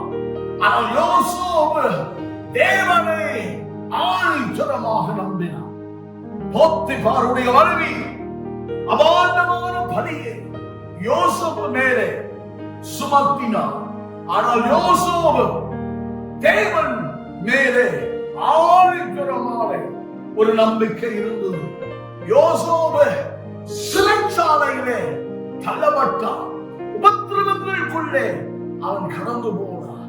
கஷ்டமான காலத்துக்குள்ளே அவன் கடந்து போனான். இருப்பினும் அவன் தேவனை தான் நம்பினான். ஒரு ஆமென் சொல்ல மாட்டீங்களா? சிறுமை பட்ட நிலைமையிலே நான் இருந்தாலும், பெரும் காற்று என் வாழ்க்கையில அடித்தாலும், அந்த பெரும் காற்று என் வாழ்க்கையிலே வீசினாலும், சுழல் காற்று என் வாழ்க்கையிலே எழும்பி வந்தாலும், வெள்ளங்கள் என் வாழ்க்கையிலே புரண்டு வந்தாலும், சூழ்நிலைகள் எனக்கு விரோதமாக எழும்பி வந்தாலும், வரட்டும், அது எழும்பி வந்தாலும், நான் கர்த்தர் மேல் நம்பிக்கையாயிருக்கிறேன். ஒரு ஆமென் சொல்லுவோமா? என்னுடைய நம்பிக்கை மனுஷன் மேல் இல்லை, என்னுடைய நம்பிக்கை உலகம் மேல் அல்ல, என்னுடைய நம்பிக்கை சூழ்நிலைகள் மேல் அல்ல, என்னுடைய நம்பிக்கை யார் மேலையும் கிடையாது. என்னுடைய நம்பிக்கை என் தேவன் மேல் இருக்கிறது, என் கண்மலையில் தேவன் மேல் இருக்கிறது. ஒரு ஆமென் சொல்லுமா? சீயோன் மலை போன்ற அசைக்க முடியாத ஒரு நம்பிக்கை தேவன் மேலே எனக்கு இருக்கிறது. இந்த மனப்பான்மையோடு நீங்கள் இருப்பீர்களானால் நீங்கள் பாக்கியவான். கர்த்தர் உங்களை ஆசீர்வதிப்பார். கர்த்தர் உங்களை விசேஷமாக வழிநடத்துவார். ஆமென் சொல்லுமா? கர்த்தருக்கு மகிமை உண்டாவதாக. கவனமாக கேளுங்கள். ஆவியிலே பெற்றுக் கொள்ளுங்கள். இந்த காலவேளையிலே ஒரு முக்கியமான காரியத்தை நான் சொல்ல போகிறேன். ஆவியிலே பெற்றுக் கொள்ளுங்கள். கர்த்தர் உங்க வாழ்க்கையிலே அனுப்புகிற ஒவ்வொரு வார்த்தைகளும், ஒவ்வொரு வாக்கு தத்தங்களும், ஒவ்வொரு தரிசனங்களும் நிறைவேறுகிற வரையிலும் கர்த்தர் உங்களை ஒருபொழுதும் கைவிட மாட்டார். கர்த்தர் உங்களை விட்டு விலகி போக மாட்டார். இந்த தெய்வீக உறுதியே கர்த்தர் நமக்கு இந்த காலவேளையிலே தருகிறார். அவருடைய உன்னதமான வார்த்தை மூலமாக, அவருடைய பரிசுத்தமான வார்த்தை மூலமாக கர்த்தர் நமக்கு இந்த தெய்வீக உறுதியை நமக்கு தருகிறார். சந்தோஷமாக இருங்கள், மகிழ்ச்சியாக இருங்கள். கர்த்தர் உங்களை சிறப்பாக வழி நடத்துவார். அடுத்த வருஷம் பழைய ஏற்பாடுல கர்த்தர் ஆபிரகாமை நோக்கி, உன் நேசகுமாரன் ஈசாக்கை எனக்கு என்ன செய்ய தகரபலியாய் ஒப்புக்கொடு என்று கர்த்தர் ஆபிரகாமை பார்த்து மதுமாய் சொன்னார். ஆபிரகாம் என்ன செய்தார்? குறித்துக் கொள்ளுங்கள். அவன் கீழ்ப்படிந்து புறப்பட்டு போனான். தன்னுடைய மகன் ஈசாக்கை எடுத்துக்கொண்டு அவன் கீழ்ப்படிந்து புறப்பட்டு போனான். எந்த கேள்விகளும் கேட்கல. கர்த்தரை பார்த்து கேள்விகளை அவன் கேட்கல. கர்த்தரை விளங்கிக் கொள்ள அவன் முயற்சி செய்யல. கவனித்துக் கொள்ளுங்கள். இன்றைக்கு அநேகம் பேரு கர்த்தரை புரிந்து கொள்ள, அவரை விளங்கிக் கொள்ள முயற்சி செய்கிறார்கள். நாம் வருத்தப்படுவோம். அவரை புரிந்து கொள்ள முயற்சி செய்தால், அவரை விளங்கிக் கொள்ள முயற்சி செய்தால், தேவன் நமக்கு கொடுத்த விசுவாசத்தை நாம் இழந்து போக வாய்ப்புகள் உண்டு. விளங்கிக் கொண்டால் அவரை விளங்கிக் கொள்ள முயற்சி செய்தார், அவரை புரிந்து கொள்ள முயற்சி செய்தால் தேவன் நமக்கு கொடுத்த விசுவாசத்தை இழந்து போக வாய்ப்புகள் உண்டு. வருத்தப்படுவோம். ஏசாயா 55வது அதிகாரம் 8வது வசனம் நமக்கு என்ன சொல்லுகிறது? என் நினைவுகள் உங்கள் நினைவுகள் அல்ல, உங்கள் வலைகள் என் வலைகளும் அல்ல என்று கர்த்தர் சொல்லுகிறார்.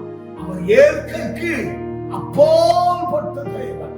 மனுஷனுடைய அறிவுக்கு எட்டாத காரியங்களை செய்கிற தேவன் தான் நீங்களும் நானும் சேவிக்கிறோம். ஒரு ஆமென் சொல்லுவோமா? ஆபிரகாம் கர்த்தருக்கு கீழ்ப்படிந்த நிமித்தம், கவனிங்க, கர்த்தருக்கு கீழ்ப்படிந்த நிமித்தம் கேள்விகளை கேட்கல, முயற்சி விளங்கிக் கொள்ள, கர்த்தரை விளங்கிக் கொள்ள முயற்சி செய்யல, கீழ்ப்படிந்த நிமித்தம் மொரையா மலையிலே கர்த்தர் ஆபிரகாமை சந்தித்தார். அவருடைய தேவைகளை அவர் சந்தித்தார். ஈசாக்கு பதிலாக ஒரு ஆட்டுக்கிடாவை கர்த்தர் தகனபலியாக ஆபிரகாமுக்கு கொடுத்தார். ஒரு ஆமென் சொல்லுமா? வேதம் நமக்கு சொல்லுகிறது, மலையை பார்க்கிலும் கீழ்ப்படுதல் உன்னதமானது.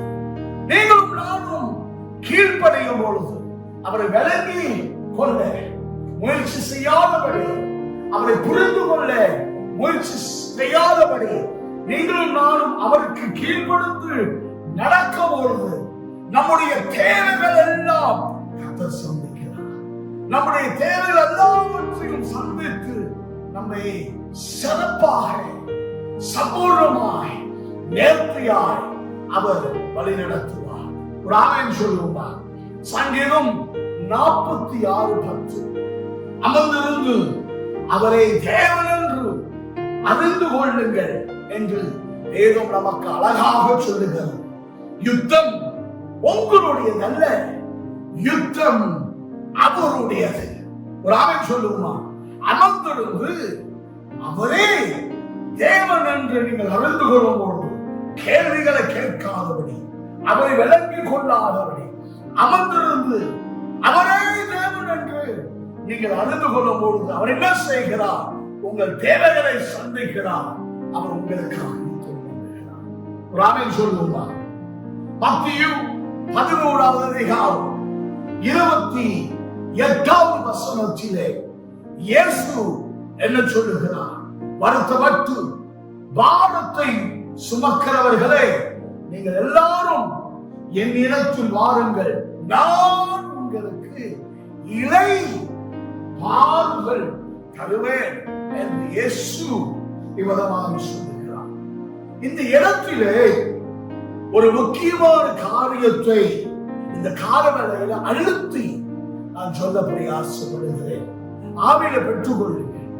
நீங்கள் இயேசுவை நம்பும்போது ஆணைத்தரமான ஒரு நம்பிக்கை இயேசு மேல உங்களுக்கு இருக்க பொழுது, அசைக்க முடியாத ஒரு நம்பிக்கை உங்களுக்கும் எனக்கும் இயேசு மேலே இருக்க பொழுது, இளைப்பாறுதல் என்று சொல்லப்பட்டிருக்கிற இந்த இடத்திற்கு நீங்களும் நானும் வர முடியும்.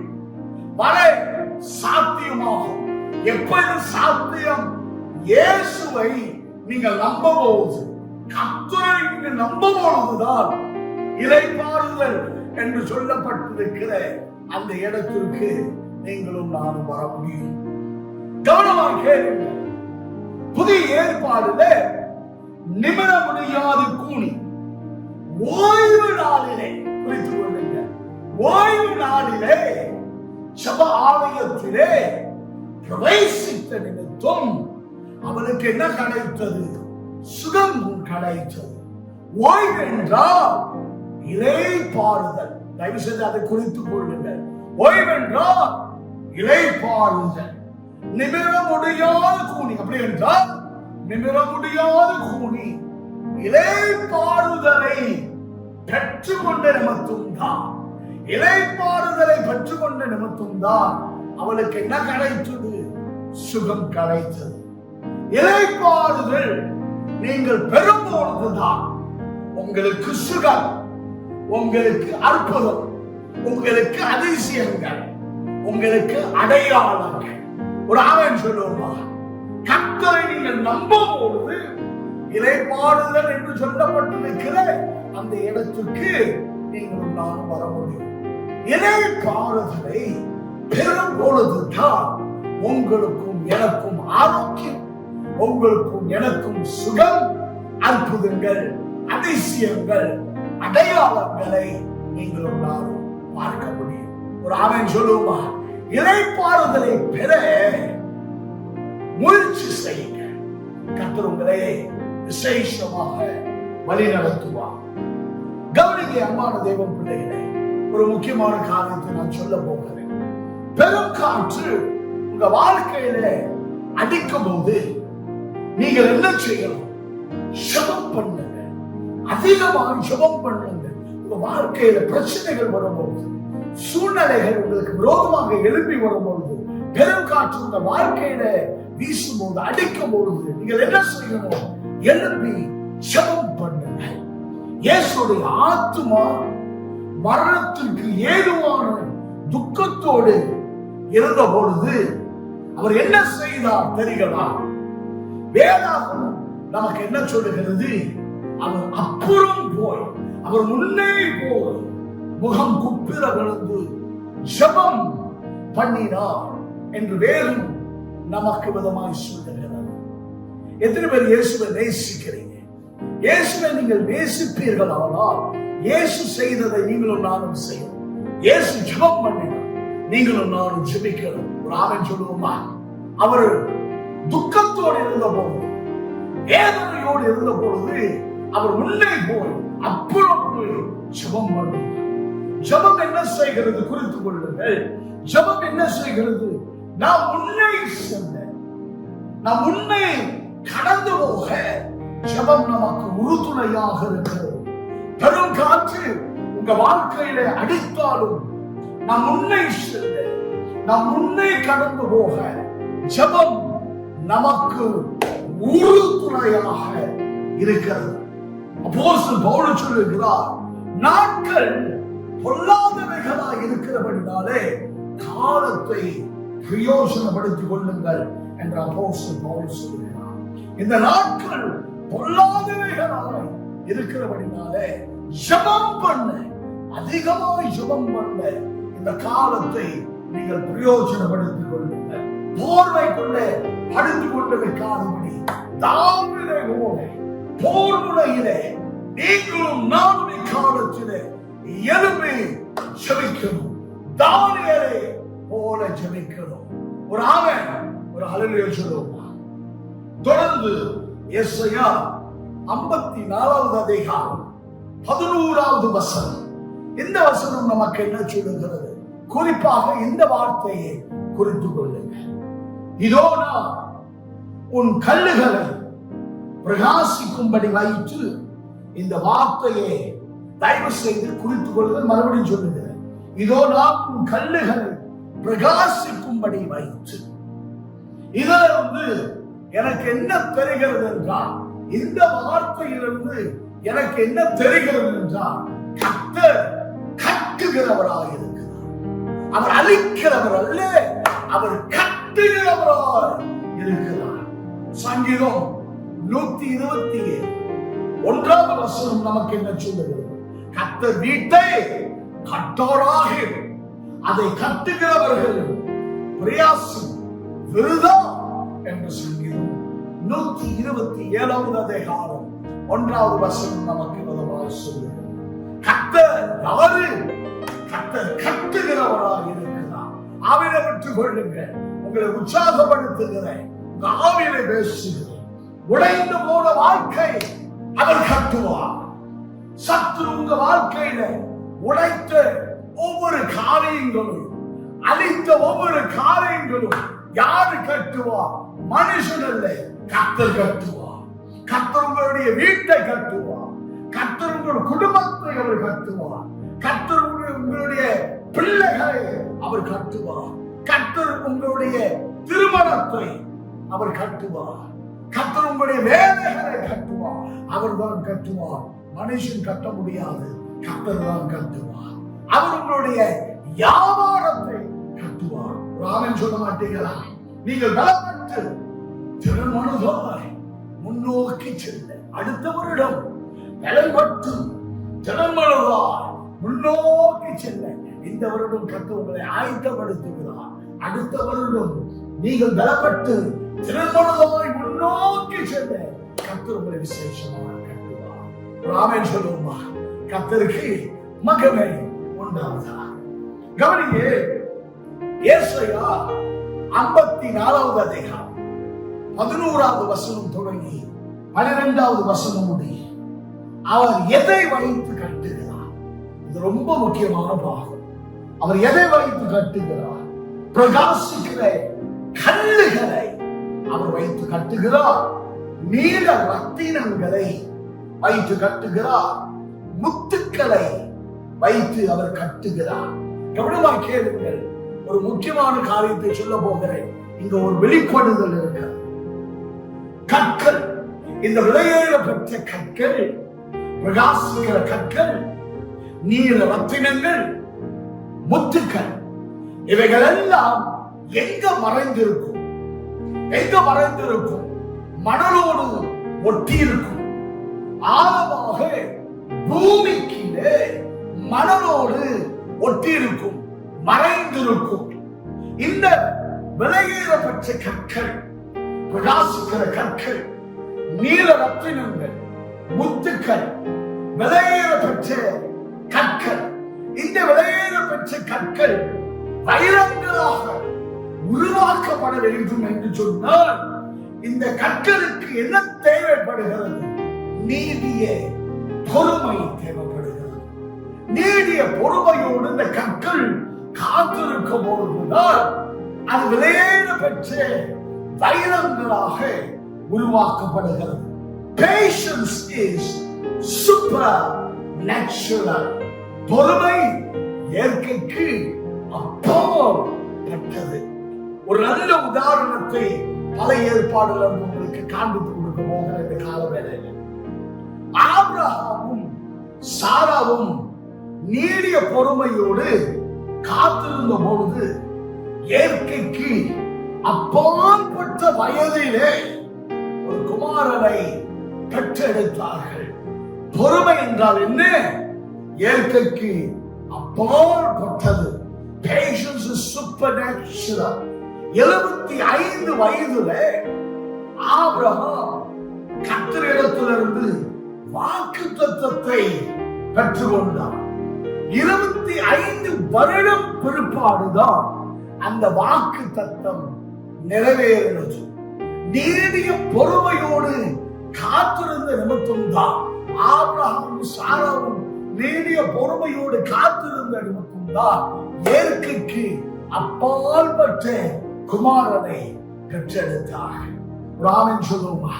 கர்த்தருடைய வாக்குத்தத்தங்கள் உங்க வாழ்க்கையில் நிறைவேற வேண்டும் என்று சொன்னால் நீடிய பொறுமை அவசியம். நீடிய பொறுமை மிக மிக முக்கியமாக இருக்கிறது. யாக்கோபு குறித்துக் கொள்ளுங்க. யாக்கோபு 2வது அதிகாரம் 26வது வசனம் நமக்கு என்ன சொல்லுகிறது? கிரைகள் இல்லாத விசுவாசம் செத்ததாய் இருக்கிறது என்று அப்போஸ்தலன் யாக்கோபு சொல்லுகிறார். அதே போல கிரைகள் இல்லாத நீடிய பொறுமையும் செத்ததாய் இருக்கும். நீடிய பொறுமை ஆவிக்குரிய கனிகள். இந்த ஆவிக்குரிய கனிகள் இந்த வாழ்க்கையில கிரியை செயல்படும். ஒரு ஆமென் சொல்லுமா? ஏசாயா 54வது அதிகாரம் 13வது வசனத்திலே கவனிங்க. அருமையான ஒரு வசனம். கவனிங்க. உன் பிள்ளைகள் எல்லாரும் கர்த்தரால் போதிக்கப்பட்டிருப்பார்கள் என்று ஏசாயா 54வது அதிகாரம் 13வது வசனம் நமக்கு விதமாக சொல்லுகிறது. நாட்கள் பொல்லாதவைகளாய் இருக்கிறபடினாலே உங்கள் குடும்பத்தை கட்டி எழுப்புங்க. பெற்றோர்களை கவனிங்க. உங்க மத்தியில் நான் பேசுகிறேன். பெற்றோர்களை, உங்கள் பிள்ளைகளை எல்லாரும் கர்த்தரால் போதிக்கப்படும், கர்த்தரால் போதிக்கப்படணும். உங்க பிள்ளைகளுக்கு கற்றுக் கொடுங்க. உங்க பிள்ளைகளுக்கு கற்றுக் கொடுக்க உங்களுடைய பொறுப்பாக இருக்கிறது. கர்த்தருடைய பாதையில நடக்க, நீதியின் பாதையில நடக்க, பரிசுத்தமாக நடக்க உங்க பிள்ளைகளுக்கு பெற்றோர்களை போதிங்க. கர்த்தர் உங்களை விசேஷமாக வழிநடத்துவார்.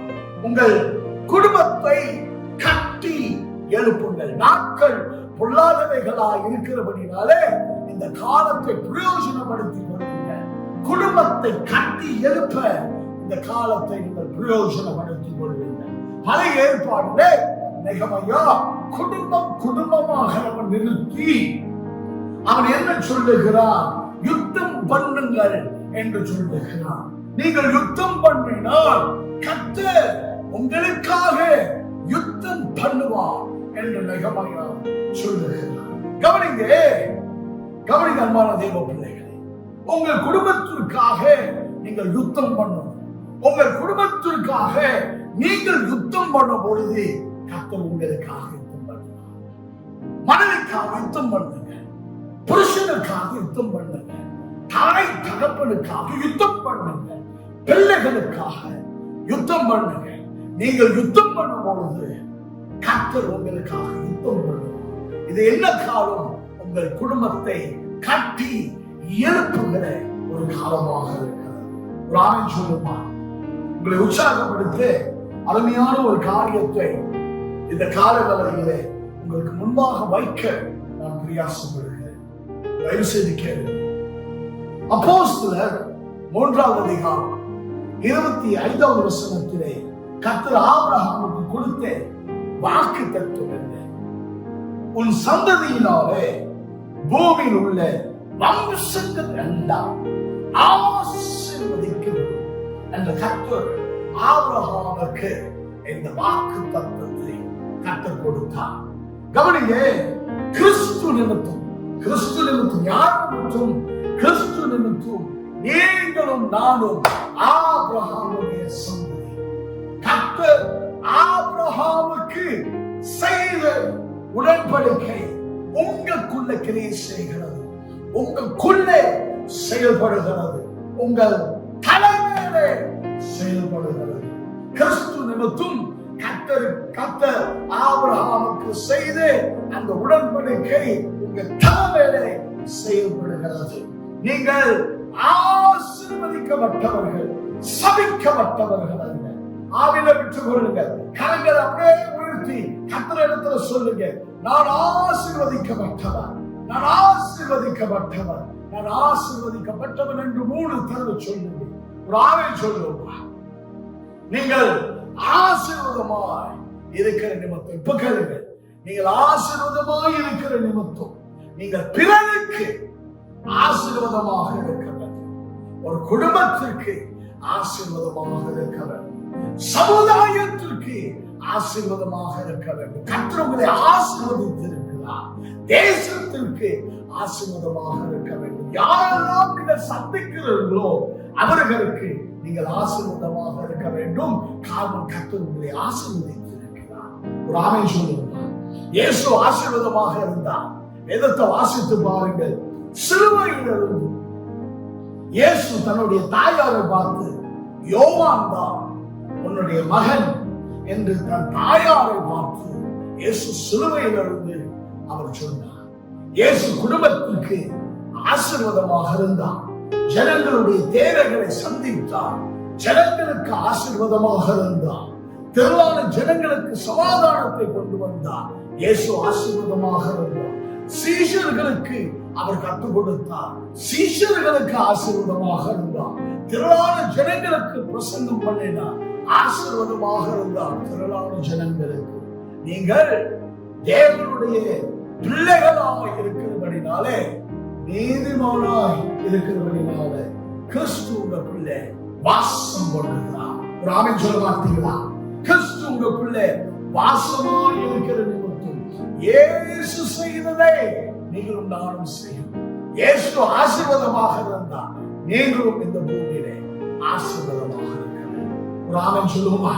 தொடர்ந்து ஏசாயா 54வது அதிகாரம் 15வது வசனம் அது என்ன சொல்லுகிறது அந்த வசனம்? இதோ உனக்கு விரோதமாய் கூட்டம் கூடினார். அது என்னாலே கூடுகிற கூட்டம் அல்ல. எவர்கள் உனக்கு விரோதமாக கூடுகிறார்களோ அவர்கள் உன் பட்சத்தில் வருவார். கவனிங்க, நான் முடிக்க போகிறேன். கவனிங்க, உபத்திரவங்கள் நமக்கு விரோதமாக எழுதி வரும், பிரச்சனைகள் வரும், கஷ்டங்கள் வரும், உபத்திரவங்கள் வரும். ஆனால் அது கர்த்தரால் அல்ல. 2000 வருஷத்துக்கு முன்பதாகவே இயேசு நமக்கு ஒரு எச்சரிப்பின் சத்தத்தை அவர் கொடுத்தார். உபத்திரவங்கள் வரும், ஆனால் திறன் கொள்ளுங்கள், உலகத்தை ஜெயித்தேன் என்று இயேசு சொன்னார். சொல்லுமா, உங்கள் பிரச்சனையை நீங்கள் மேற்கொள்ள, உங்கள் கஷ்டங்களை நீங்கள் மேற்கொள்ள, உங்கள் உபத்திரவங்களை மேற்கொள்ள, சூழ்நிலைகளை மேற்கொள்ள, சோதனைகளை மேற்கொள்ள நீங்கள் ஜெயம் கொள்ளுகிறவர்களால் இருப்பீர்கள். ஒரு ஆமென் சொல்லுமா. உபத்திரவங்கள் வரும், ஆனால் உபத்திரவங்களை ஜெயம் கொள்ள கர்த்தர் உங்களை விசேஷமாக வழிநடத்துவார். ரோமர் 8:37 சொல்லுகிறது, கிறிஸ்து உங்களை நேசிக்கிற நிமித்தம் அவர் உங்களை நேசிக்கிறார். கிறிஸ்து உங்களை நேசிக்கிற நிமித்தம் நீங்கள் ஜெயம் கொள்ளுகிறவர்களா இருப்பீர்கள். நீங்க சாதாரணமான நபர்கள் இல்லை. கிறிஸ்து உங்களுக்குள்ள வாசம் பண்ணுகிறார். கிறிஸ்து உங்களை நேசிக்கிற நிமித்தம் நீங்கள் ஜெயம் கொள்ளுகிறவர்களா இருப்பீர்கள். எத்தனை பேர் கரங்களை வைத்து ஒரு ஆமென் சொல்ல முடியும்? கடைசியாக ஏசாயா 54வது அதிகாரம் 16வது வசனம் தொடங்கி 17வது வசனம் முடிய மீண்டும் வாசிக்க கேட்கலாம். அந்த 2 வசனங்களை வாசிக்க கேட்கலாம். இதோ கரி நெருப்பை ஊதி தன் கிரியைக்கான ஆயுதத்தை உண்டு பண்ணுகிற கொல்லனையும் நான் சிருஷ்டித்தேன், கெடுத்து நிக்கிரமாக்குகிறவனையும் நான் சிருஷ்டித்தேன். உனக்கு விரோதமாய் உருவாக்கப்படும் எந்த ஆயுதமும் வாய்க்காதே போகும். உனக்கு விரோதமாய் நியாயத்தில் எழும்பும் எந்த நாவையும் நீ குற்றப்படுத்துவாய். இது கர்த்தருடைய ஊழியக்காரரின் சுதந்திரமும் என்னால் உண்டான அவர்களுடைய நீதியுமாய் இருக்கிறது என்று கர்த்தர் சொல்லுகிறார். ஆமென், ஆமென், ஆமென். கவனியே, ஒரு முக்கியமான காரியத்தை இந்த இடத்துல இந்த கால வேளையில நான் சொல்ல பிரயாசப்படுகிறேன். கர்த்தர் உங்களுக்கு ஆயத்தம் பண்ணி வைத்திருக்கிற பாதையிலே நீங்கள் நடக்கணும். கர்த்தர் ஆயத்தம் பண்ணுகிறார். கர்த்தர் உங்களுக்கு ஆயத்தம் பண்ணி வைத்திருக்கிற அந்த நீதியின் பாதையிலே நீங்கள் நடக்கணும். வலது பக்கத்திலே இடது பக்கத்திலே திரும்பாதபடி கர்த்தர் உங்களுக்கு ஆயத்தம் பண்ணி வைத்திருக்கிற அந்த நீதியின் பாதையிலே, அந்த பாதையிலே நீங்களும் நானும் நடக்கணும். மிக மிக முக்கியமாக இருக்கிறது. கிறிஸ்து வாழ்க்கையிலே நமக்கு என்ன கிடையாது? குறுக்கு பாதை நமக்கு கிடையவே கிடையாது. கர்த்தர் நமக்கென்று ஒரு பாதையை ஆயத்தம் பண்ணி வைத்திருக்கிறார். அந்த பாதை நீதியின் பாதை. அந்த நீதியின் பாதையிலே நீங்களும் நானும் நடக்கணும். ஒரு ஆமென் சொல்லுவோமா? ஆமென் சொல்லுவோமா? கர்த்தருக்கு மகிமை உண்டாவதா. தீர்க்கதரிசன வார்த்தையை பெற்றுக்கொள்ளுங்கள். இந்த கால வேளையிலே ஒரு முக்கியமான காரியத்தை சொல்ல போகிறேன். கர்த்தர் எதை முற்றிலுமாக அழிக்க நினைக்கிறாரோ அதை நீங்கள் என்ன செய்யக்கூடாது? உயிர்ப்பிக்க கூடாது. உயிர்ப்பிக்க முயற்சி செய்யக்கூடாது. என்ன சொல்ல வரீங்க பாஸ்டர்? மறுபடியும் சொல்றேன். கர்த்தர் எதை அழித்து இருக்கிறாரோ அதை உயிர்ப்பிக்கவே கூடாது. கர்த்தர் உங்களுடைய கடந்த கால வாழ்க்கையை அழித்திருக்கிறார். பாவங்களை அழித்திருக்கிறார். அசுத்தமான காரியங்களை அழித்திருக்கிறார். அசுத்தமான எண்ணங்களை அழித்திருக்கிறார். கசப்புகளை, ஆத்திரங்களை, வெறுப்புகளை, மன்னிக்க முடியாத சுபாவங்களை கர்த்தர் அழித்திருக்கிறார். எதை கர்த்தர் அழித்திருக்கிறாரோ அதை நீங்களும் நானும் என்ன செய்யக்கூடாது? உயிர்ப்பிக்க கூடாது. அதை ஊட்டி வளர்க்க கூடாது. கர்த்தர் அழித்ததே நீங்கள் உயிர்ப்பித்தால் கர்த்தர் உங்களை ஆசீர்வதிக்க முடியாது. கர்த்தர் உங்க வாழ்க்கையில வைத்திருக்கிற வாக்குத்தத்தங்களை நீங்கள் சுதந்திரித்து கொள்ள முடியாது. பழைய ஏற்பாடுல கவனிங்க, ஏசா ஒரு கூழ் கஞ்சிக்காக தன்னுடைய சேஷ புத்திரபாகத்தை அவன் வித்து போட்டான். ராக்கேல் அற்பமான தூதாயின் பலத்திற்காக யாக்கோபை வித்து போட்டான். ஆகாப் ராஜா அற்பமான கீரை கொள்ளைக்காக ஒரு நீதிமானை சதி செய்து அவன் கொன்று போட்டான். நாம் சாத்தானையும் தேவனையும் ஒரே நேரத்திலே சேவிக்க முடியாது. நீங்கள் பலம் பெற்று திறன்மனதாய் முன்னோக்கி செல்ல வேண்டும் என்று சொன்னார். அடுத்த வருடம் பலம் பெற்று திறன்மனதாய் முன்னோக்கி செல்ல வேண்டும் என்று சொன்னார். நீங்கள் ஒரு தீர்மானத்தை எடுக்க வேண்டும். இந்த காலத்தில் கர்த்தரை சேவிக்க போறேனா அல்லது சாத்தானை சேவிக்க போறேனா என்று சொல்லி ஒரு தீர்மானத்தை நீங்கள் எடுக்க வேண்டும். வேதம் சொல்லுகிறது, அனலும் இல்லாத குளிரும் இல்லாத ஒரு வாழ்க்கை வாழ்ந்தால் கர்த்தர் வாழ்ந்து எடுத்து போடுவார் என்று வேதம் நமக்கு சொல்லுகிறது. கர்த்தரை சேவிக்க நீங்கள் நானும் எழுத வேண்டும். மீண்டும் சொல்லுகிறேன், கர்த்தர் அளித்ததை நீங்கள் உயிர்ப்பிக்க கூடாது. அது ஊட்டி வளர்க்க கூடாது. எதை நீங்கள் உயிர்ப்பிக்க வேண்டும்? ஆவிக்குரிய கனிகளை நீங்கள் உயிர்ப்பிக்க வேண்டும். ஆவிக்குரிய கனிகள் அன்பு, சந்தோஷம், சமாதானம், நீடிய பொறுமை, தயவு, நற்குணம், விசுவாசம், சாந்தம், இச்சையடக்கம். இந்த ஆவிக்குரிய கனிகளை தான் நீங்கள் உங்க வாழ்க்கையிலே உயிர்ப்பிக்க வேண்டும். இதுதான் கர்த்தர் விருப்பப்படுகிறார். ஒரு ஆமென் சொல்லுங்க. இந்த ஆவிக்குரிய கனிகளை நீங்கள் உயிர்ப்பித்தால், உயிர்ப்பிக்கும் போதுதான் உங்களுக்கு விரோதமாய் உருவாக்கப்படும் எந்த ஆயுதங்களும் அது வாய்க்காதே போகும்படியாக கர்த்தர் செய்து முடிக்கிற தேவனாக இருக்கிறார். ஒரு ஆமென் சொல்லுமா. கர்த்தருக்கு மகிமை உண்டாகுதா. இந்த காலவேளையில உங்களை உற்சாகப்படுத்த, உங்கள் ஆவிக்கு விழிப்புணர்வை கொண்டு வர ஒரு அருமையான காரியத்தை சொல்லி நான் முடிக்க ஆசைப்படுகிறேன். கவனிங்க, ஏசாயா 54:17 இந்த வசனத்தை கவனிங்க. இந்த வசனம் முடிவில் கர்த்தர் உரைக்கிறார், எல்லாம் உண்டான அவர்களுடைய நீதியுமாய் இருக்கிறது என்று கர்த்தர் சொல்லுகிறார். கவலைப்படாதீர்கள், பயப்படாதீர்கள், திகழடையாமல் இருங்கள். கர்த்தர் நமக்கு பயத்தின் ஆவியை கூடாமல் அன்பும் பலனும் தெரிந்து புத்தியுள்ள ஆவியை கொடுத்திருக்கிறார். ஏசாயா 41:10 நீ பயப்படாத, நான் உன்னுடனே இருக்கிறேன், நீ திகையாத, நான் உன் தேவன், நான் உன்னை பலப்படுத்தி உனக்கு சகாயம் பண்ணுவேன் என்று கர்த்தர் சொல்கிறார். பயப்படாதீர்கள், திகழ் அடையாமல் இருங்கள், விசுவாசத்தோடு நீடிய பொறுமையோடு காத்திருங்கள். கர்த்தர் உங்களை மெய்யாலுமே சந்திப்பார், குடும்பத்தை சந்திப்பார், சூழ்நிலைகளை சந்திப்பார். உங்கள் துக்கத்தை சந்தோஷமாய் மாற்றி அவர் உங்களை தேற்றி உங்கள் சஞ்சலம் நீங்க அவர் உங்களை சந்தோஷப்படுத்துவார், உங்களை மகிழ்ச்சியாய் வழிநடத்துவார். அவர் உங்களுக்கு நல்ல ஒரு எதிர்காலத்தை வைத்திருக்கிறார். வரும் காலத்திலே ஒரு நல்ல எதிர்காலத்தை கர்த்தர் உங்களுக்கு வைத்திருக்கிறார். வரும் காலத்திலே கர்த்தரை பிடித்துக் கொள்ளுங்கள். இன்னும் கர்த்தரை அதிகமாய் நம்புங்கள். அவர் மேல விசுவாசம் இன்னும் அதிகரிக்கும்படியாக கர்த்தரிடத்திலே இன்னும் ஜெபம் பண்ணுங்கள். கர்த்தர் உங்களை விசேஷமாக வழி நடத்துவார். பயப்படாத இருங்கள், திகழடையாமல் இருங்கள், கர்த்தரை நம்புங்கள். கர்த்தரை உங்களை வழி நடத்துவார். ஒரு ஆமென் சொல்லுங்க. இதோடு என்னுடைய செய்தியை இந்த காலவேளையில நான் முடித்துக் கொள்ள பிரயாசப்படுகிறேன். ஒரு விஷயம், எல்லாரும் நின்றவனமாய் எங்க இருக்கிறீங்களோ நின்றவனமாய் என்னோடு ஜெபம் பண்ணும்படியாக நான் கேட்டுக்கொள்கிறேன்.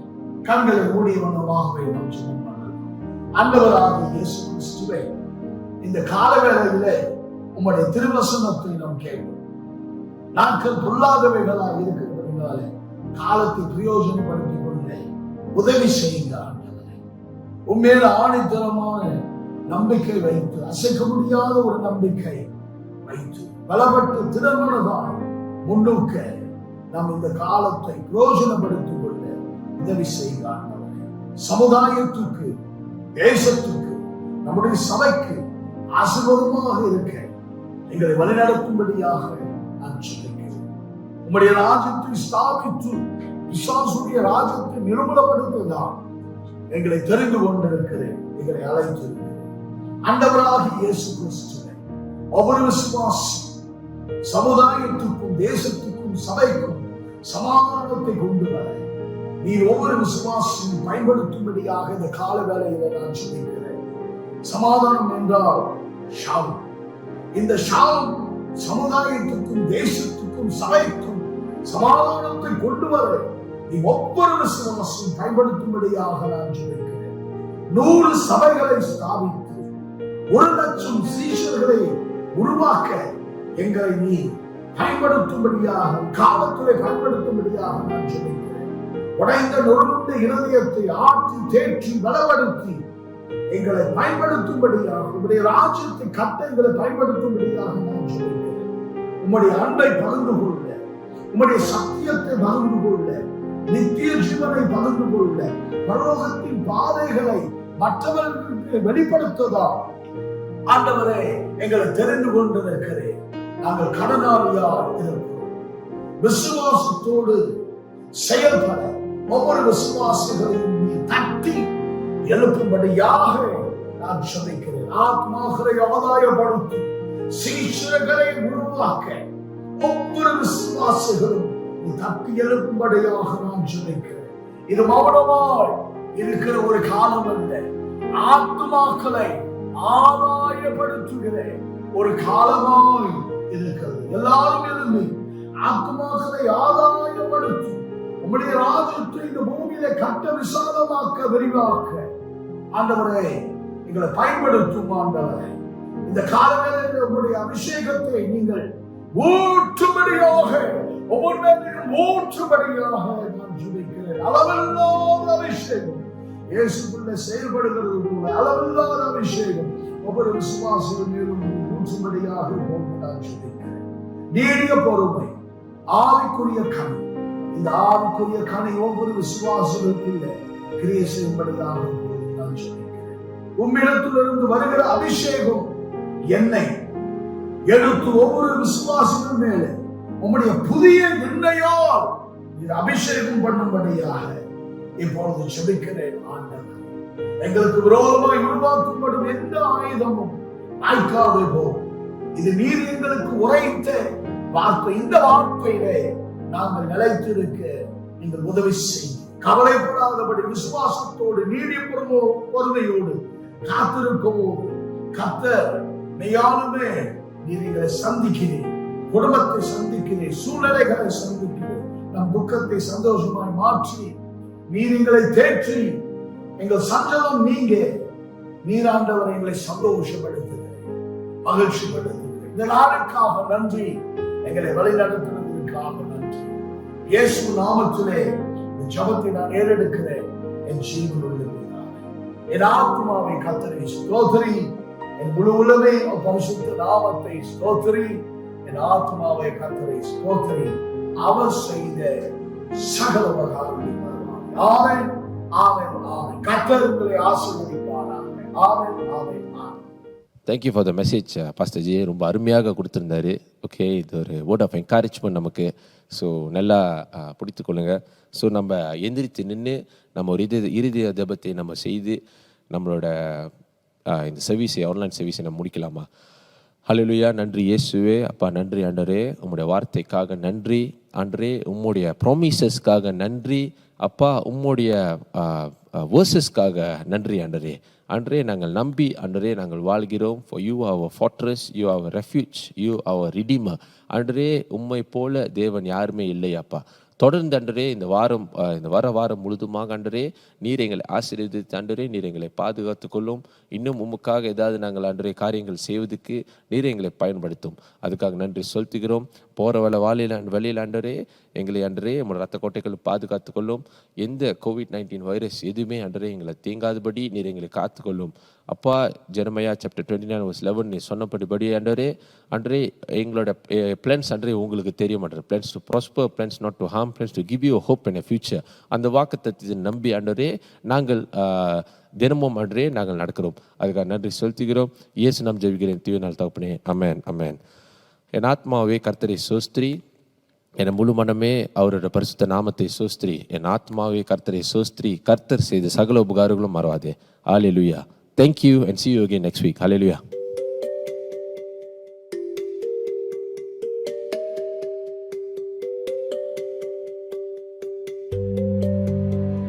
They are the light of the world. Though they appear small, but that bit of light can illuminate the darkness. Some doubted them. Some mocked them. They even doubted themselves. But they rewrote history. They succeeded. Can you see? This day has come.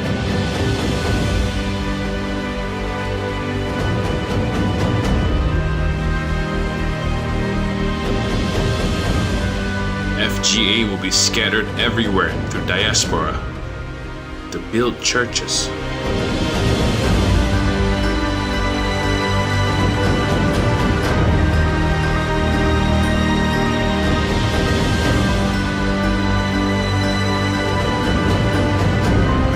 You have done what Jesus did, aiding the poor. The children will prophesy. The meteor missionary has risen. The worship missionary has risen.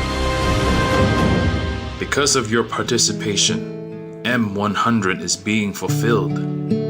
I believe in M100. It's the vision of the Lord for FGA. I want to be in M100 to accomplish and fulfill the apostolic calling. 这是上帝给我们的托付和应许。我参与 M100， 我们要完成 M100。 I want to be part of M100。 I want to be part of M100。 I want to参加这个。I want to be part of M100。 I want to be bagian dalam M100。 I want to be part of M100。 Because you believed. The Antioch vision was made known to the church leaders. Through the Holy Spirit's help, we see FGA fulfilling this vision. But I do want to say something about missions. Missions, the heartbeat of God in reaching the lost, both at home and in faraway places, but only by the Holy Spirit was this made possible.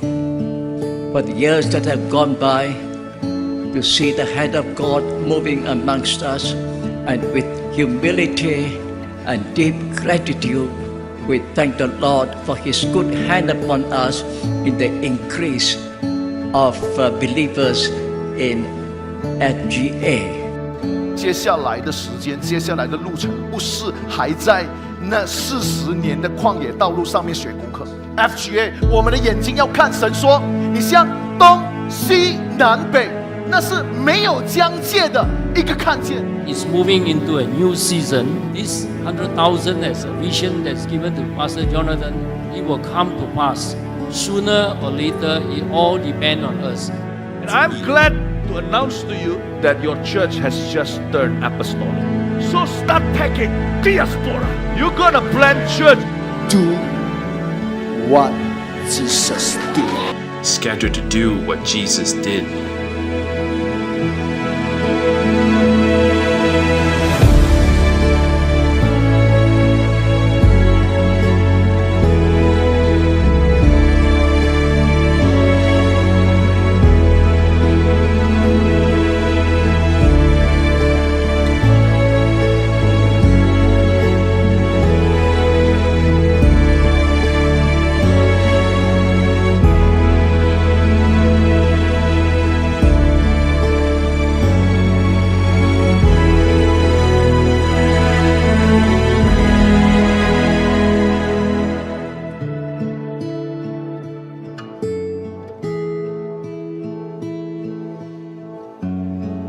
You started from 100 mission-driven hearts, 100 reach-outs, 100 visitations, 100 new friends, 100 new believers, 100 baptisms, 100 disciples, 100 home fellowship leader assistants, 100 home fellowship leaders, 100 home fellowships, 100 churches.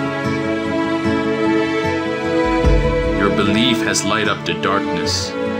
Your involvement has sparked the fire of revival in this world.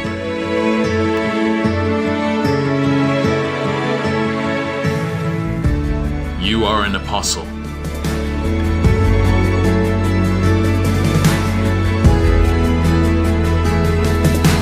FGA, you are an apostolic church. M100 has been fulfilled.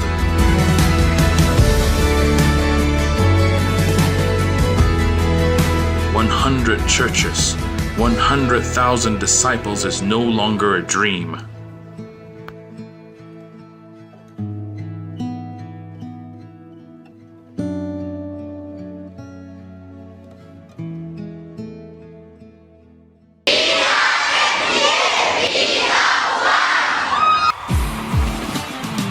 இயேசுவின் நாமம் வல்லமையுள்ள நாமம். அவருடைய நாமத்துக்கு இணை ஏதும் இல்லை. ஆண்டவர் சொன்னார், என் நாமத்தினாலே நீங்கள் எதை கேட்டாலும் அதை நான் தருவேன் என்று சொன்னாரே. வாங்க சேர்ந்து பாடி அப்பாவுடைய நாமத்தை உயர்த்துவோம். அவருடைய நாமத்துல இன்றைக்கு ஒரு அற்புதம் நடக்கும்.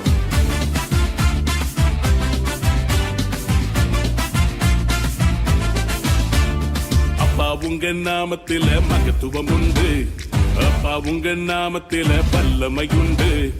அப்பா உங்க நாமத்தில மகத்துவம் உண்டு. அப்பா உங்க நாமத்தில வல்லமை உண்டு. உங்க நாமமே என் பட்டயம். உங்க நாமமே எனக்கு கேடகம். உங்க நாமமே என் பட்டயம். உங்க நாமமே எனக்கு கேடகம்.